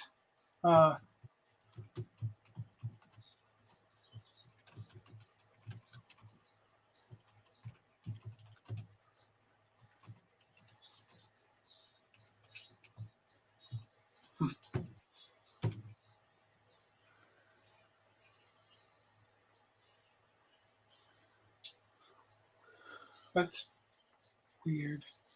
What? Oh.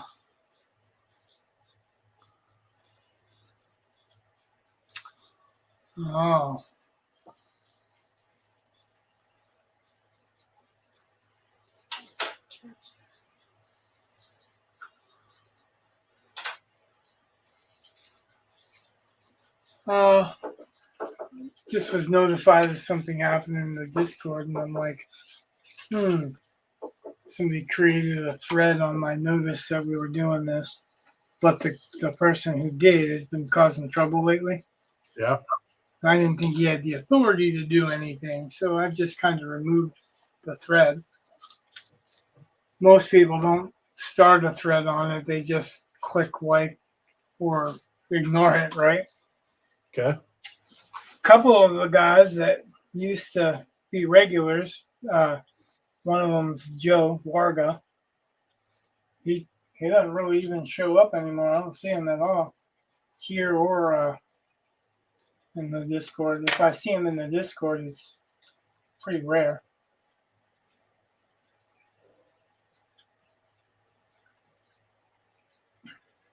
He must have been really only interested in hanging with Joe because that was about the time he stopped hanging out is when Joe started being so busy that he couldn't stream with us.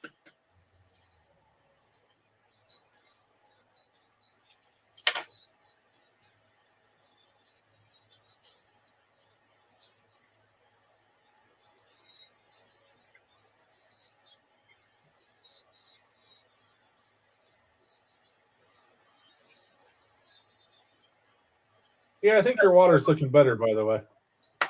Oh yeah, still you can't see the whole thing like now. Right, but I think it reads better. You made a good choice. Yeah, it was too overpowering, and still over a couple of days this is gonna dry and all this stuff's gonna darken up some. So it's so weird. I'm looking at the screen and she looks like a lot more orange tone than she does in person. Because what I've used for her is burnt umber, and burnt umber is not the kind of orange toned brown. The kind of orange toned brown is sienna. And I like burnt sienna too, but I mostly like that for an underpainting.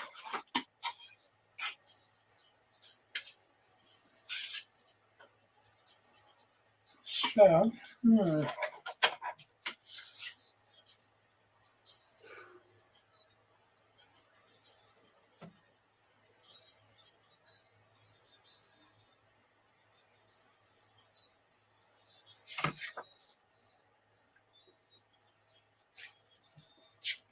yeah, it's tacky. Duh. That means don't stick your arm in it.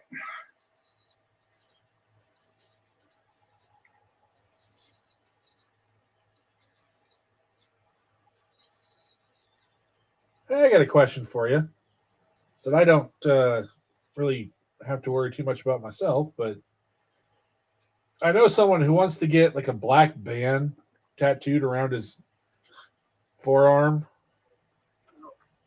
and whatever. Like Why? I really don't know, but Yeah, won't that like that's he's an got? important question. Oh, There are well, people that have legitimate reasons for doing that. Like I had a guy that wanted a line tattooed, and at the time I didn't know anything about what it meant. But nowadays, kind of makes sense because it was a blue line, okay.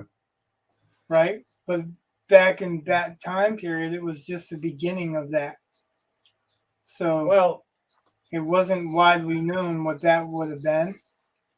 okay. But when he explained it to me, you know what I mean? I was like, okay, so I'll approach it from this angle.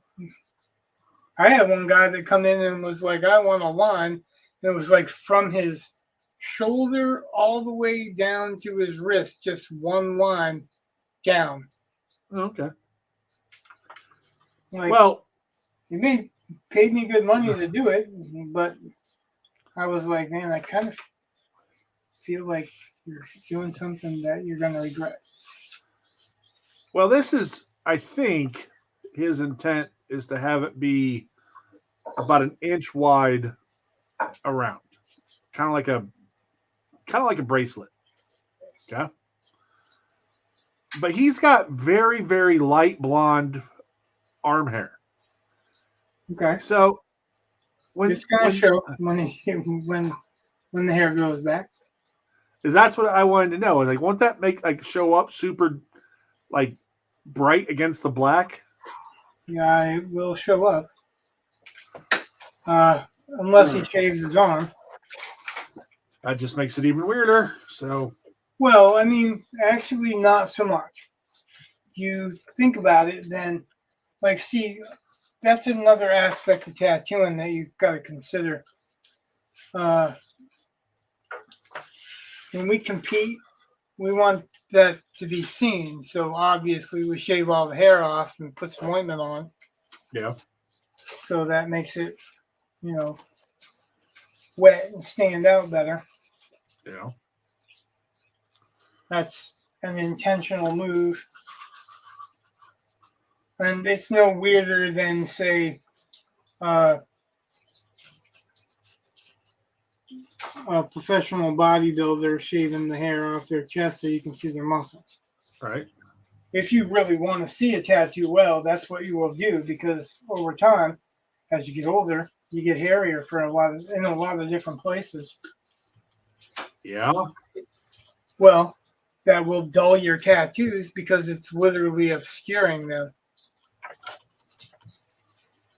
So the answer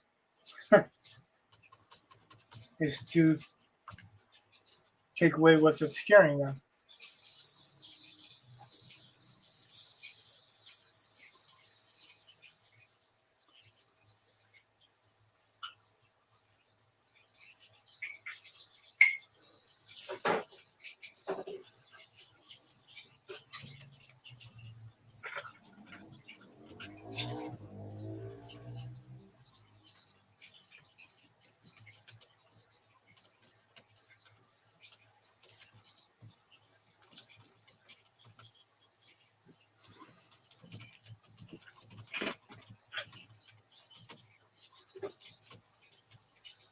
Or an answer. Yeah. Well, But I would ask him, like, and as a tattoo artist, I would ask him what the reason for it is. Because if you're not doing a cover up, I don't. I don't know if I'd take that job on. First of all, bands are hard. Bands are harder than they appear because uh, no matter what you're tattooing a band around, Yeah. it's not the same shape on the top as it is the bottom. Yeah. You do it around your arm, you do it around your legs. Legs, they taper.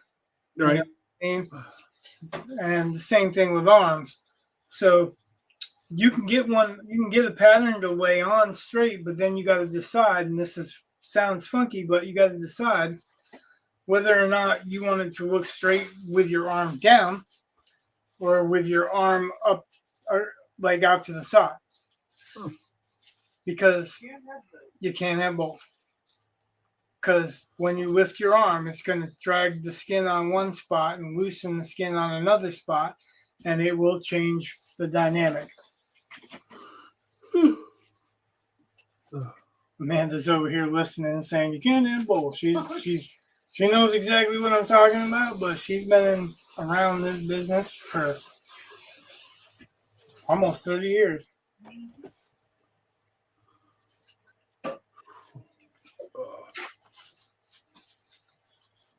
Oh.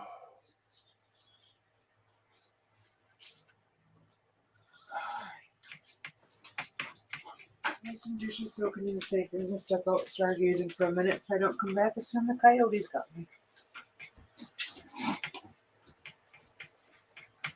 That's not what I'm going to assume. Did you hear that conversation? She's stepping out for some reason. There are dishes. She doesn't come back. She's soaking some dishes in the sink. Right. She's telling me that because she knows I'm going to wash my brushes when I'm done, and I don't want dishes in the sink because I don't want paint to go in with what we're eating. Why not?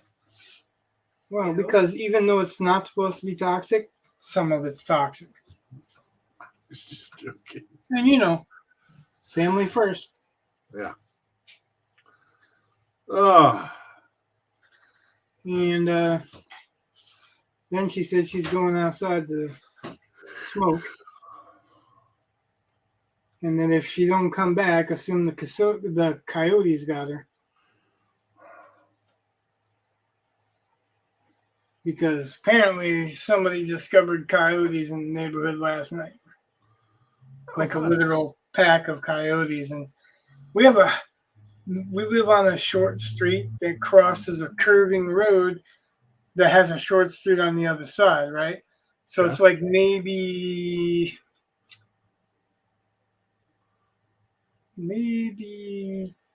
10 or 12 duplexes on each side.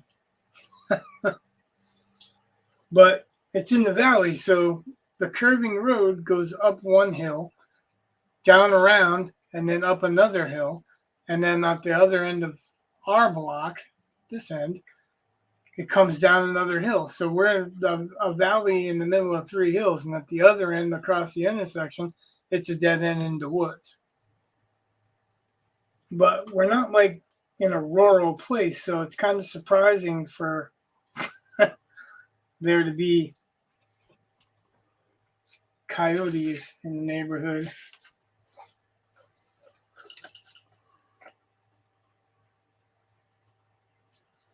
I guess, I mean, it's possible. Same thing with like black bears too. It's probably going to be rare, but black bears have been very well known to stumble into neighborhoods, get lost or whatever. They don't understand that there are people parts and animal parts. a friend of mine lives part year in North Carolina. She gets, or was it South Carolina? I haven't been to her new place. It's one of the Carolinas, one of those two. I don't know. Anyway, she keeps posting pictures of bears all over the place, and I'm just like, I've lived in North Carolina. oh, I don't think I'd appreciate living in some place where there's something that can eat me. It can outrun me. It's stronger than me. That wasn't my fear in North Carolina. Okay. Fear in North Carolina is Black Widow season. Yeah, that's another good one. Bears, for the most part, really bears what we're talking about in our area and in that area are pretty much black bears, which are the smallest of the bears, pretty much. They don't get me wrong, they're bears and you shouldn't fuck with them, but they're probably you're as tall as one of them. You know what I mean? Like the taller ones are probably around your height. So they're wider, they're heavier, they're more muscle under their fur, and they've got sharp teeth and claws and blah blah blah. But they're not like a grizzly, and they're not like a Kodiak, and like several different species of brown bears. They're smaller bears as far as that goes. Not like I said, I worry far more about thousands of little black widows. Yep. Like they literally are neighbors because they knew Eli was special needs. Check the mail. They come out and sprayed our mailbox, and they explained to my wife, like, this is Black Widow season. We would hate for him to reach in to a nest of black widows. Well, I have a puppy there, and he was about 4 months old. It was a shepherd pit mix, and my children took him down for a walk to the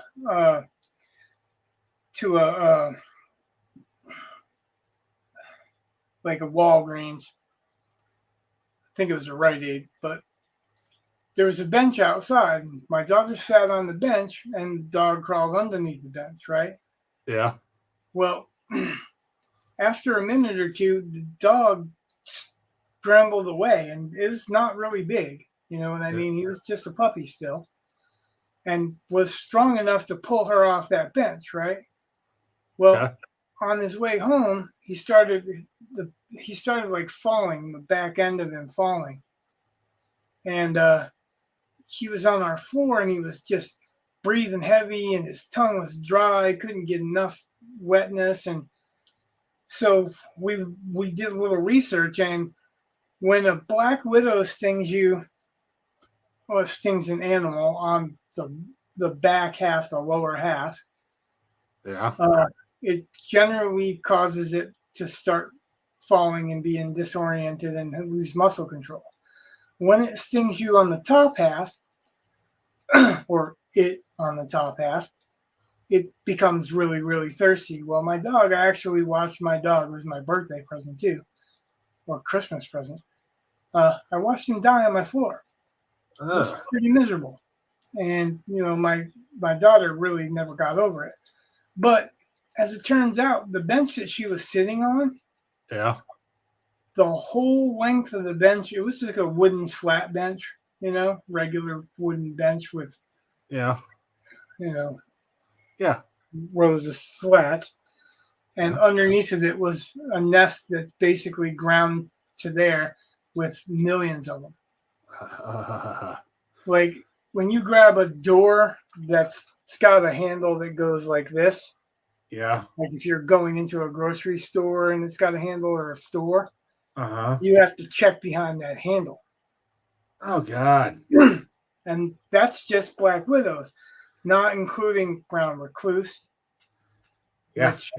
which have, you know, necrosis, which your skin Yeah, I know. caves in and looks nasty, and We get those, you but we don't get them. I mean, we get Black Widows too, but we did nothing like Black yeah, Widow season. right. And that's what I'm saying. This is an entire season. Ugh. Yeah, like in Florida, there's bug season where, Yeah. well, like there's bugs all the time, but there's different seasons of bugs. They have a season where there's these cockroaches this big that fly, that, like, I have literally seen them come in like rain in sheets, land on a car, run across, and as you know, like as they're taking off on the front of the car, there's another group landing, and it's just like a constant thing. Like it's a aerodynamic commercial where you can see the wind going over it, Yeah. except they're cockroaches with wings. Yeah. Nope. And then there's regular cockroaches, and then there's palmetto bugs, which are huge cockroaches. Yeah.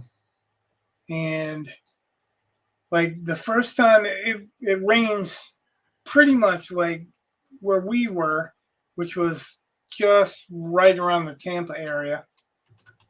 It rains. You can set your clock by when it rains. I think it rains like at 10:30, 11 o'clock, right? Right. And they'll tell you don't put your laundry out till afterwards, because you know afterwards you'll have a dry heat, and if not, you're going to have it out in the downpour. So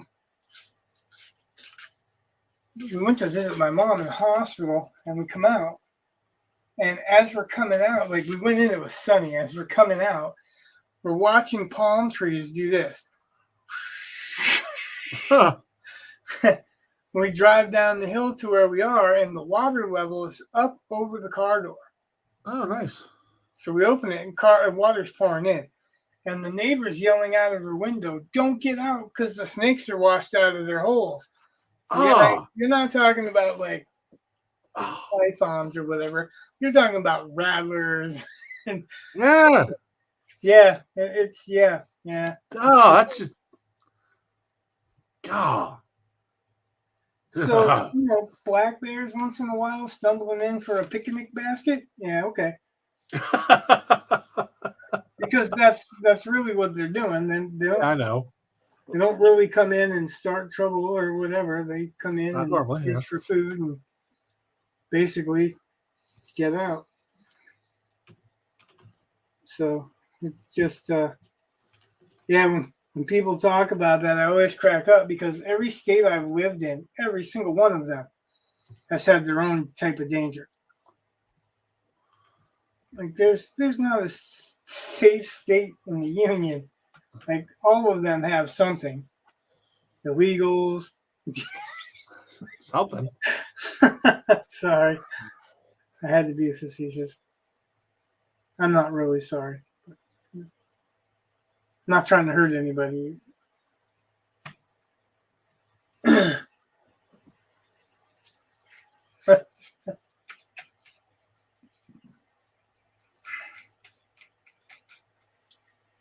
Yeah, seen some crazy stuff. And when it's not nature, it's people, right? Yeah. They cut breaks. There's always something.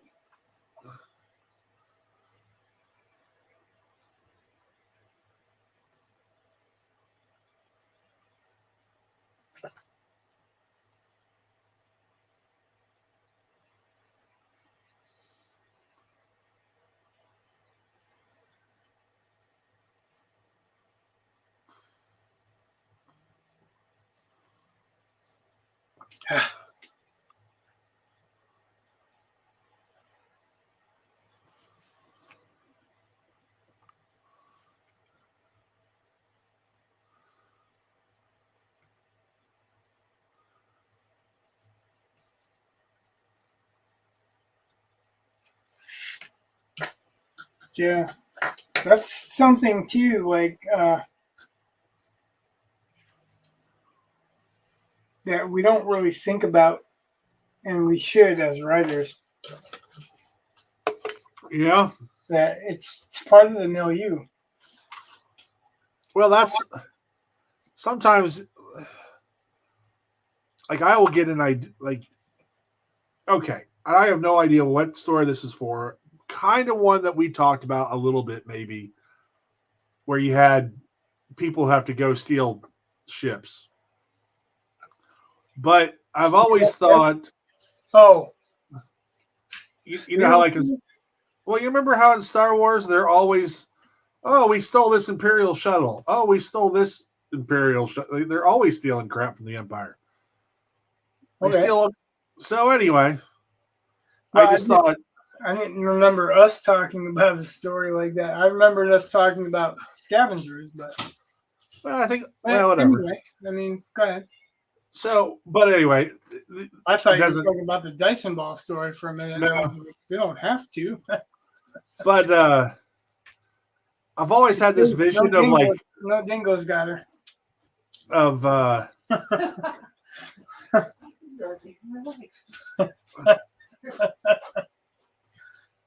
did you ever see oh god, the Han Solo film? Solo, yeah. Yeah. Okay, so like when they had that, there are a couple scenes where there's like several ships that are parked basically. And they have to go like yeah.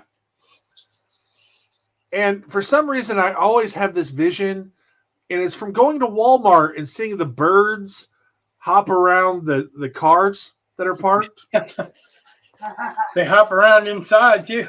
Well, I just thought, you know what? There needs to be something like, you don't see that in sci-fi, but you should. Like there should be some kind of creature scurrying around everywhere, and right. You know what? Well, they did that a little bit in Star Wars when he went back. That's true. They did. Like in Tatooine, and like when Luke's coming into town, there's some more creatures that were added in. I think they did that in Dagobah too, a little bit, but really not a whole lot. They did it a lot on Tatooine. There's a ton of stuff there. Yeah, because he had to justify charging you to see that movie in the theater again. I would see those movies in the theaters anytime they offer them, because it's different on a big screen. It's different in a movie theater. It is, but I've seen it so many times. Yeah. I was talking about this with Amanda earlier because she really likes 2012. Yeah. She's all like, it's on like Hulu or something, and she's like, every time I see it, I want to watch it. And I'm like, well, we own it, you know. And she's like, oh yeah, but I want to watch it every time I see it. And I'm like, I don't think there's a movie that I want to watch every time I see it. But I do, there's like I've watched a lot of movies. Don't get me wrong. There's movies that I've watched so many times I can't even tell you how many times. I've watched the 13th Warrior so many times I can't even tell you, but I can tell you every word to it, you know. Like when I was younger, we watched Breakfast Club so many times that there was a group of 4 of us that would do a part. Each one of us would do a part. And then the next time we'd watch it, somebody else would, we'd switch parts. We watched it that often. But like I wouldn't watch it today. Maybe about 5 or 10 minutes of it to remind myself, well, yeah, okay. There's very few movies that I just go, oh, I have to watch this. I watch Conan a lot of times, but man, sometimes I'm like, yeah, okay, just I know it so well. I know it. I just feel like I want to watch something different. The problem is that nothing new is coming out to compare with that kind of stuff. I'm interested to see what they're going to do with the new Highlander, because they're getting like Henry Cavill is going to play the main role. Apparently, he's going to play the new James Bond too. I'm kind of excited about that because he looks the part. Is he? And he's British, so he fills pretty much all the checks. He almost got the role last time, but they thought he was too young. Yeah, well, he's not too young anymore. Well, I had not seen that confirmed. Like I know he's always been fan casted that way. Yeah, they said that. Well, I just saw like 2 different articles with it, and I guess I confess that I didn't read too deeply into them. Like I just skimmed them. Yeah. But yeah, it looks like he's going to be the next choice. One of them had comments from Daniel Craig about it. So I don't know. We'll see. Like it would be cool. He looks the part. The only other one that really looked the part that I thought really looked the part. And this is, nobody's going to like this, but as the description of Bond goes, the only one that's really fit the bill that looks like almost like Hoagie Carmichael, who Bond is described as, was the guy who played him in Her Majesty's Secret Service. Oh, Lazenby? Yep. I didn't think he was a bad James Bond. He wasn't. The problem is, nobody really liked it. I think because it was a one shot. He wasn't going to play anymore because his agent convinced him that he didn't want to play Bond because he'd be typecast. And then he never really got anything after that. Never got traction with anything else. But that movie was a one-off, and it was one of those it was a dated movie. You watch it and you can tell it was filmed in the time period it was filmed. Like I think it was early 80s, late 70s. And it had a lot of that look. Oh, it was before that one's. It is nowhere near the 80s. Because that'd be Roger Moore era. Well, it was between Connery and Moore. And Connery came back. Connery and Moore actually played James Bond for 2 different movie companies too. Right, but it came out in '69. Did it? Yeah. Okay. That's what I was. Well, I wasn't sure. I wasn't sure. Like I said, it had that 70s look, so. Yeah. That's why. Yeah, it definitely does. I agree with that. And that's what's funny is I don't recall that one ever being on television. Oh, I saw it on television.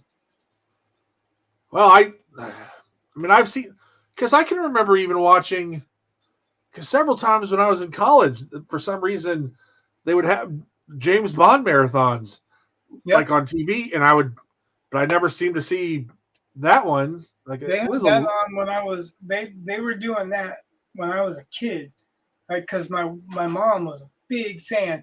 I'm sure she was a fan because she was a fan of Sean Connery, well, because that was the only Bond to her. But we watched all of them, and that was one of those things that we kind of had a bond over. We not, no pun intended. yeah. Because we both sat up and watched that, and I could stay up late on a school night if we were watching a Bond movie. That's how I was. So, That's why I love Bond movies, even the bad ones. That's 100%. Like, it wasn't my mom, but because my mom doesn't ever care. But no, my father would, liked them, and he would watch them, and we could stay up. Yeah, but I never. I had heard bad things about Her Majesty's Secret Service and all this stuff, and then finally I decided I would just watch it. Like I got it on Netflix or something. And I was like, that's not that bad. Like, it's a movie of its time, but like really, I was like, George Lazenby worked pretty well. Yeah, I didn't think he did bad either. And I didn't know, what the book description of was, because everyone I knew hadn't read the books. They only watched the movies. So you know who? Go ahead. So when I read I had done enough internet research to see that he was supposed to look like Hoagie Carmichael, but it didn't really seat in my brain until I was reading the books. And then when I was reading the books, I looked up Hoagie Carmichael and looked up all these different pictures of him, because he was actually acting in that time period too. So they could have had Hoagie Carmichael play him. He didn't, but they could have.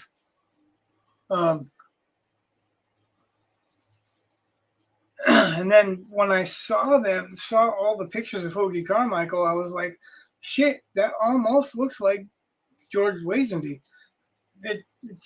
It's definitely not exact, but of all the guys that are there, he's the closest. No. But when I was growing up, what I thought of when I see all these actors performing James Bond was Pierce Brosnan. I was like, oh, Pierce Brosnan should play Bond. And that was ever since I saw him in Remington Steele, right? Right. And then when he played Bond, everything was wrong. He had a fucking Mercedes instead of an Aston Martin. He didn't have, they didn't give him good movies at all. They didn't give him good movies. But if you look, they're not based on his books. They're based on the people that took over writing afterwards, or the people that wrote basically as he was. I don't know if he wrote until he died with it, but he really didn't like Bond for a long time.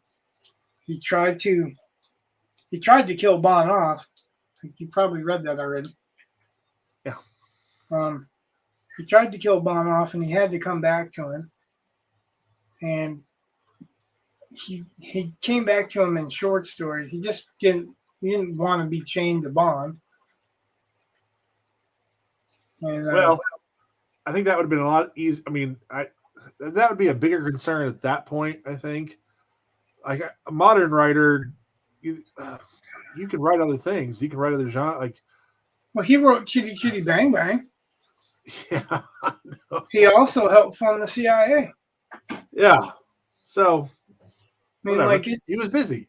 There are other things. Like I can't name a whole bunch of his books, but I know he wrote Chitty Chitty Bang Bang, and it's like I was like, "Wow, really?" Because all I'm seeing is Dick Van Dyke, and of course that's not the book. But I think maybe the book had a silly note to it. Had to have, right?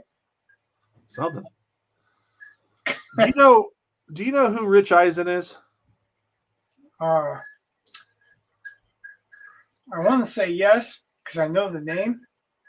I'm just Well, not putting it with anything right now. he's a sports commentator, also has his own show thing, but Oh yeah, primarily, yeah. He has an interview show, right? yeah. Yeah. But I've seen clips from his show, and he in more than one he has mentioned what he calls remote drop movies, where if he's flipping through the TV, if if a certain like Shawshank Redemption, if it's on, he'll drops the remote and just watches it because it sucks him in like instantaneously. That's a good And movie. right, I've so watched that many times too. And The Green Mile. It's the only two good Stephen King movies, really. I just thought the way your wife feels Did I say about the way your wife feels about that? uh, 2012. yeah, thank you. Is I think how Rich Eisen thinks about some films. If you happen to see it, you're watching it. You won't necessarily go out and seek it, Right. but Well, like, there's there now.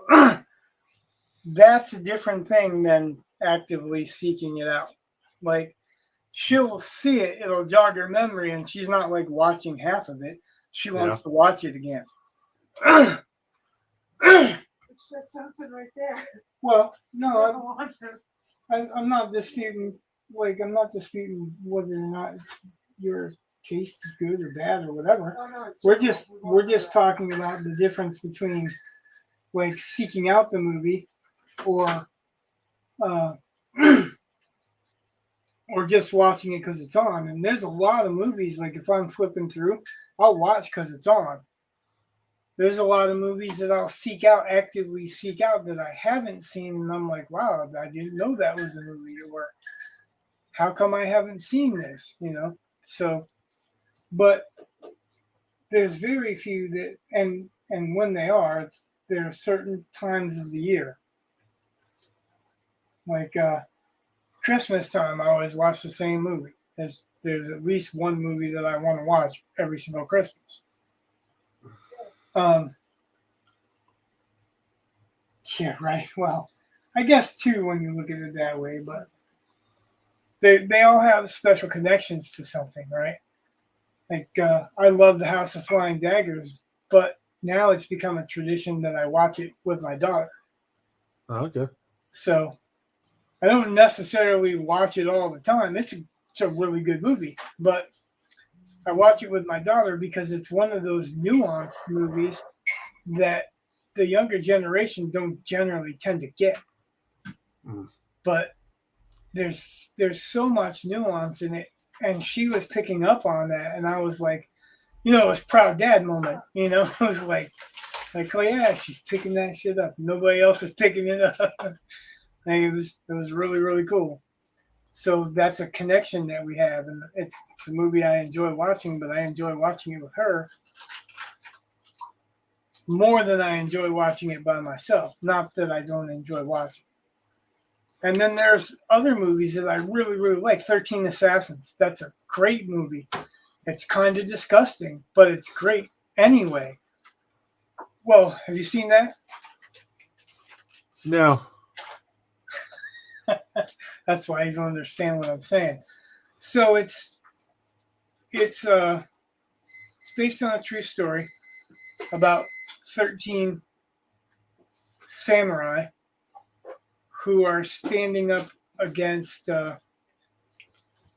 basically a prince that's cruel. Okay. He's very, very cruel.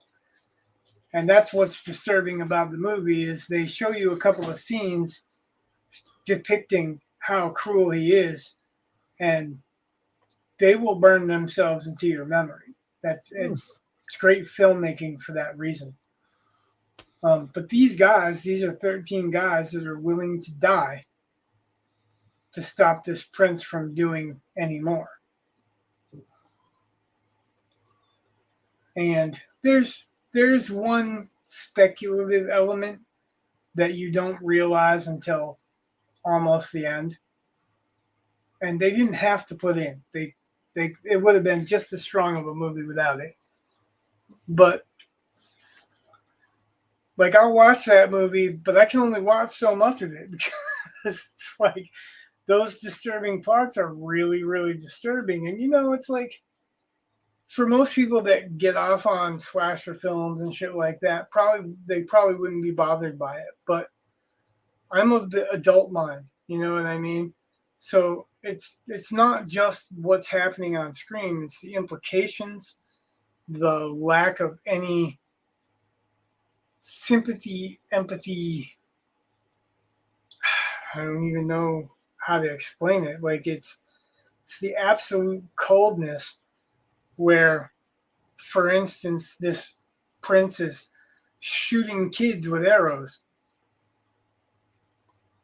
As one does. Yeah, it's pretty disturbing. Yeah. But that's not the most disturbing thing that he does. And the most disturbing thing he does, you really don't see until you see why the 13 assassins are gathering together, right? If you haven't seen it, I'd advise you watch it. But I don't know who you should watch it around. That's one of those things where it's not a humorous thing. I mean, it's definitely a cross between really, really disturbing and martial art flick, or samurai story.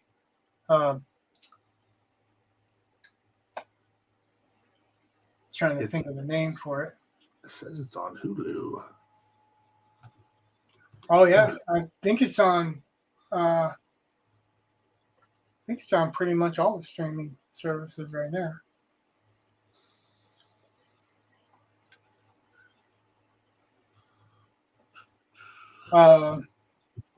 House of Flying Daggers might appeal to you more if you ever watch it, because it has some of that dynamic from the couple of guys and the girl.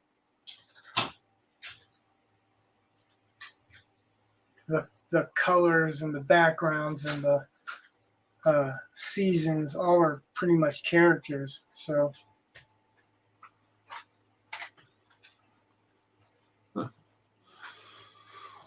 Well, this is my fall break, so I'll actually maybe have time to watch something. Yeah, I think I gave you a bunch of movies and you haven't watched them yet. Like you haven't watched The Whole Wide World yet either, right? Nope. Vincent D'Onofrio and Renee Zellweger playing Robert E. Howard and Novelyn Price, which is the only girl other than Howard's mother that he really ever cared about. Okay. Yeah. D'Onofrio does an excellent job. Like it's one of the if you like D'Onofrio, which I do anyway,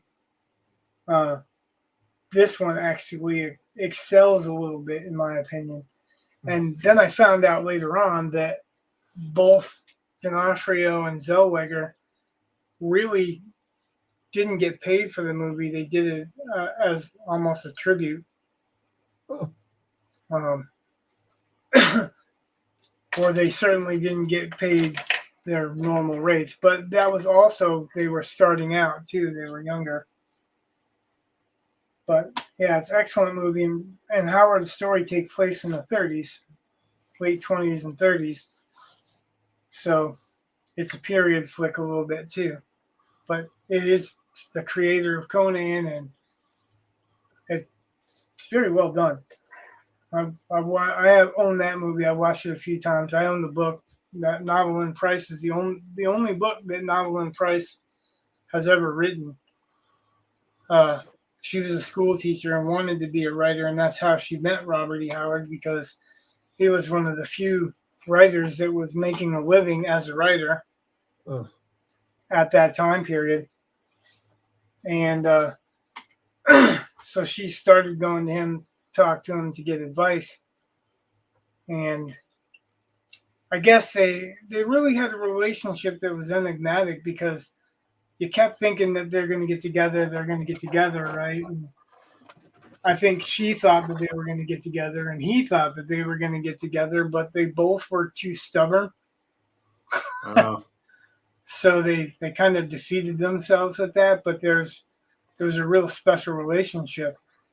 And when Robert E. Howard died, she was at college, and she basically got a letter telling her or something like that, that, totally devastated her, and nobody else could get what was going on, but nobody else really understood Robert E. Howard.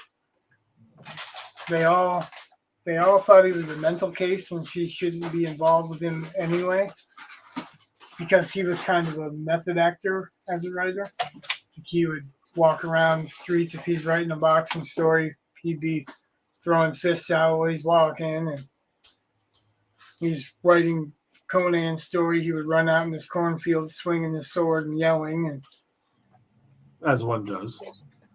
Yeah, well, like I said, method actor, but method actor writer. So, yeah, I think I'm going to call this for the night because we're almost at 3 hours. All right. Yeah, well, I mean, I suppose I could do a little more, but there's not a whole lot that I can do before I have to wait for all the dry to do another coat. As this bottom part is drying, you see it's darkening up a little bit. Yeah. And that's kind of the idea. Dim it down. I should put that's what I should do. Put a little bit of purple up in that area again. So I'm actually going to come through it with a lighter purple instead of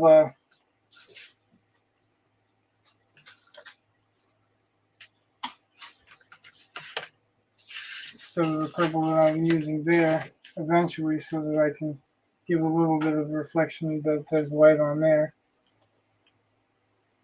But I don't want to get too bright because I want to keep it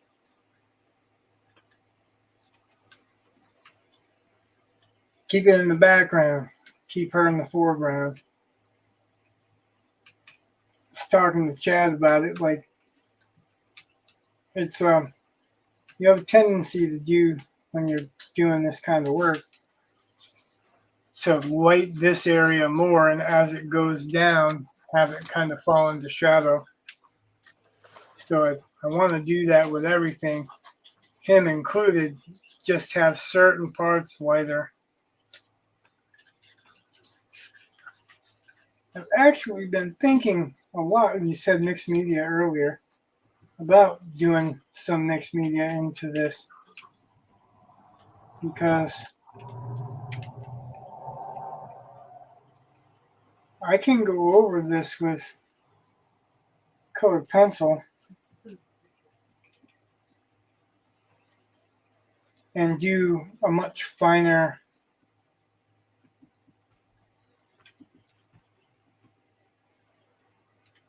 hue shift, or focus on some of those details, which is what Drew Struzan does. And you would know him from painting the covers of the newer Star Wars ones, and again, well, not the new Star Wars movie, but new versions of the original Star Wars covers, the painted versions. Okay. And Indiana Jones, everyone but the Richard Amsel one that was the first one.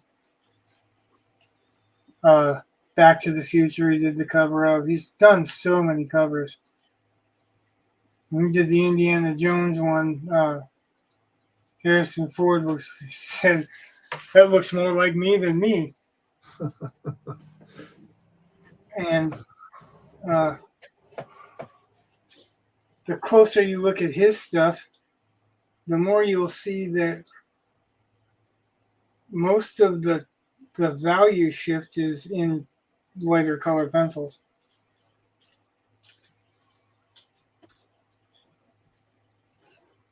It's kind of interesting. I haven't tried that technique yet, so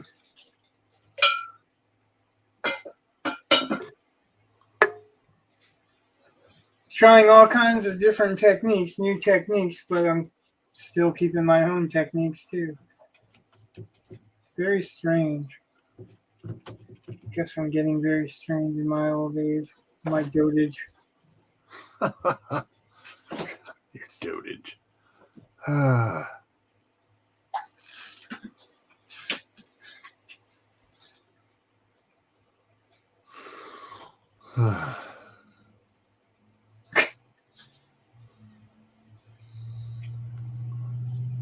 Catch a whiff of something good? Nope. And you're like, Now there was. yeah, like that. I messaged my wife. So whenever she comes up, I would like a beverage. And so that was on Messenger. And there's just this meme. That's, if you were an animal, what would you look like? And it's a lion, but it's flipping off the camera. And I just find that funny. And I was trying not to giggle because then I would have to explain what I was looking at. Which you did anyway. Yeah.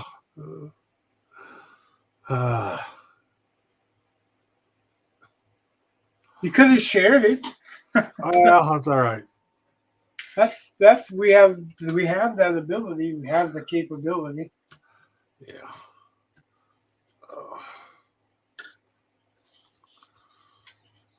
I'm gonna try to gray that eye out.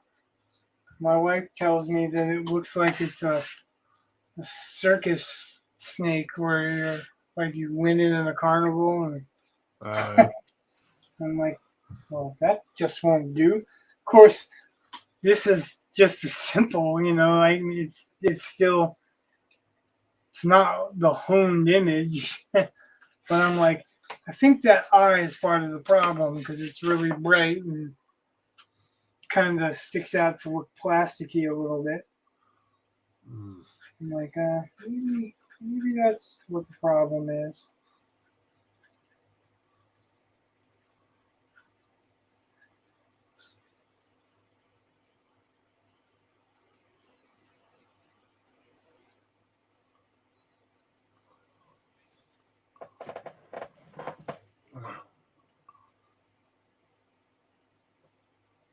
I intended to do clear eyelids.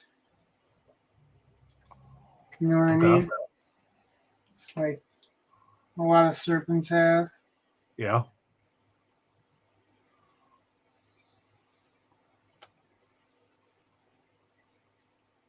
I was going to find a reference first. But then I think if I gray this out enough and then, come in and lighten whatever I'm going to lighten, that once I get to where I want the eyelids, I just do a very, very light color, just like I did the little glares on the ring on the axe handle. I think this is too small of a brush to do what I'm doing, but I'm going to do it anyway.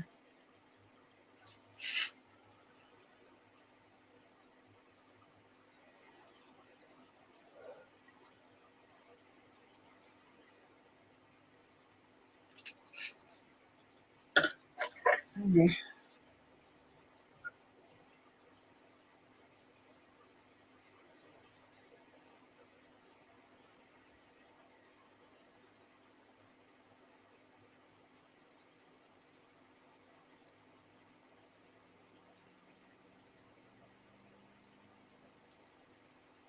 I want to have the eyes kind of look dead gray a little bit too, so even over the pupil, kind of nullify that a little bit. Hopefully that doesn't look horrible. I don't want to leave it looking horrible.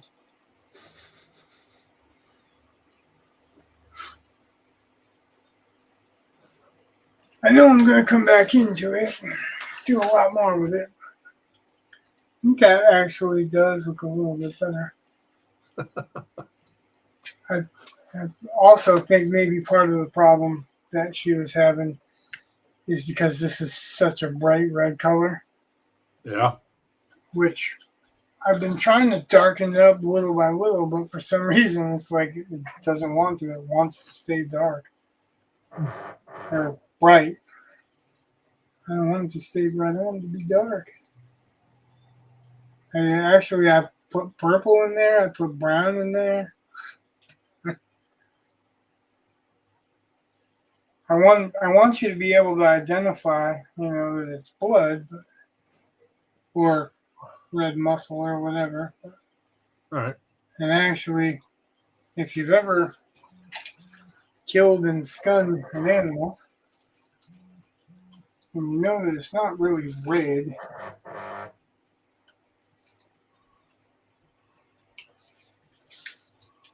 it's kind of a brownish tint.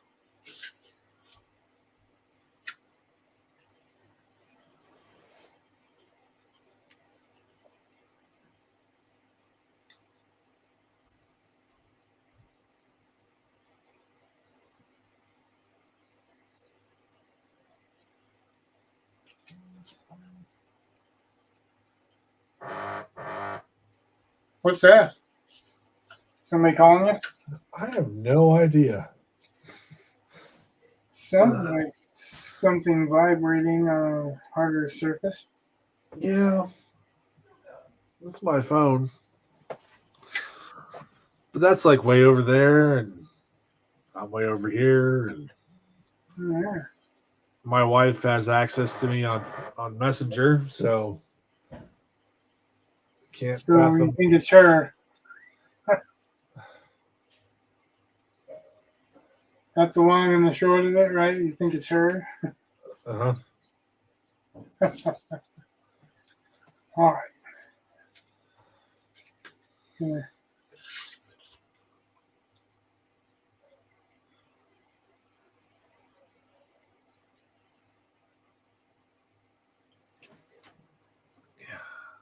It's another thing I've noticed that I don't know if you've noticed, but it's an interesting thing that if you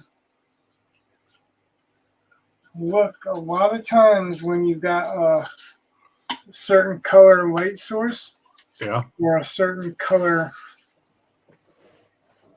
like I'm working with green right there. It's kind of a bluish green, but green. I actually have a yellow light source, yellow or blue. But so the shadows from a yellow orangish light source will often be purples. And Okay. the shadows on an object that's green or a complementary color of that grade of purple, they usually a complementary color will fit in the shade. If it's a really, really bright yellow, the complementary color is blue. It's a lighter blue, not super light blue, but a lighter blue, and that works for shadows. So when you're looking at paintings and you're seeing them, sometimes they'll gray them down, but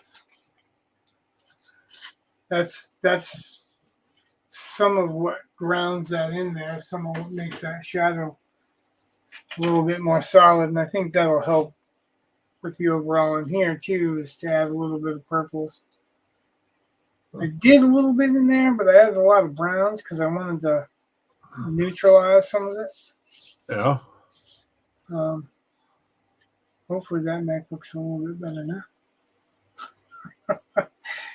Because it's going to mess with me because she said that, right? Until the friggin' thing is finished, it's going to be in my brain. Yeah. All right, so I don't think we have any viewers left. Or if we do, they're not being counted on the counter. We've actually been 3 hours now. Yeah. So everyone that's watched, thanks for watching. feel free to talk if you're watching. Put some things in the comments. Tell us if you like something or if you don't like something or if you disagree with what we're saying, if you think we're full of shit. Just anything. Feel free to be part of the conversation. And I've said, if you have work that you want to put out there, this is a good way to help put it out there. If you liked it, hit like, subscribe, ring the bell if you want to be notified, because I've taken to pre-scheduling lately, so you'll be notified that it's coming up. Other than that, good night. God bless. Love you. Peace.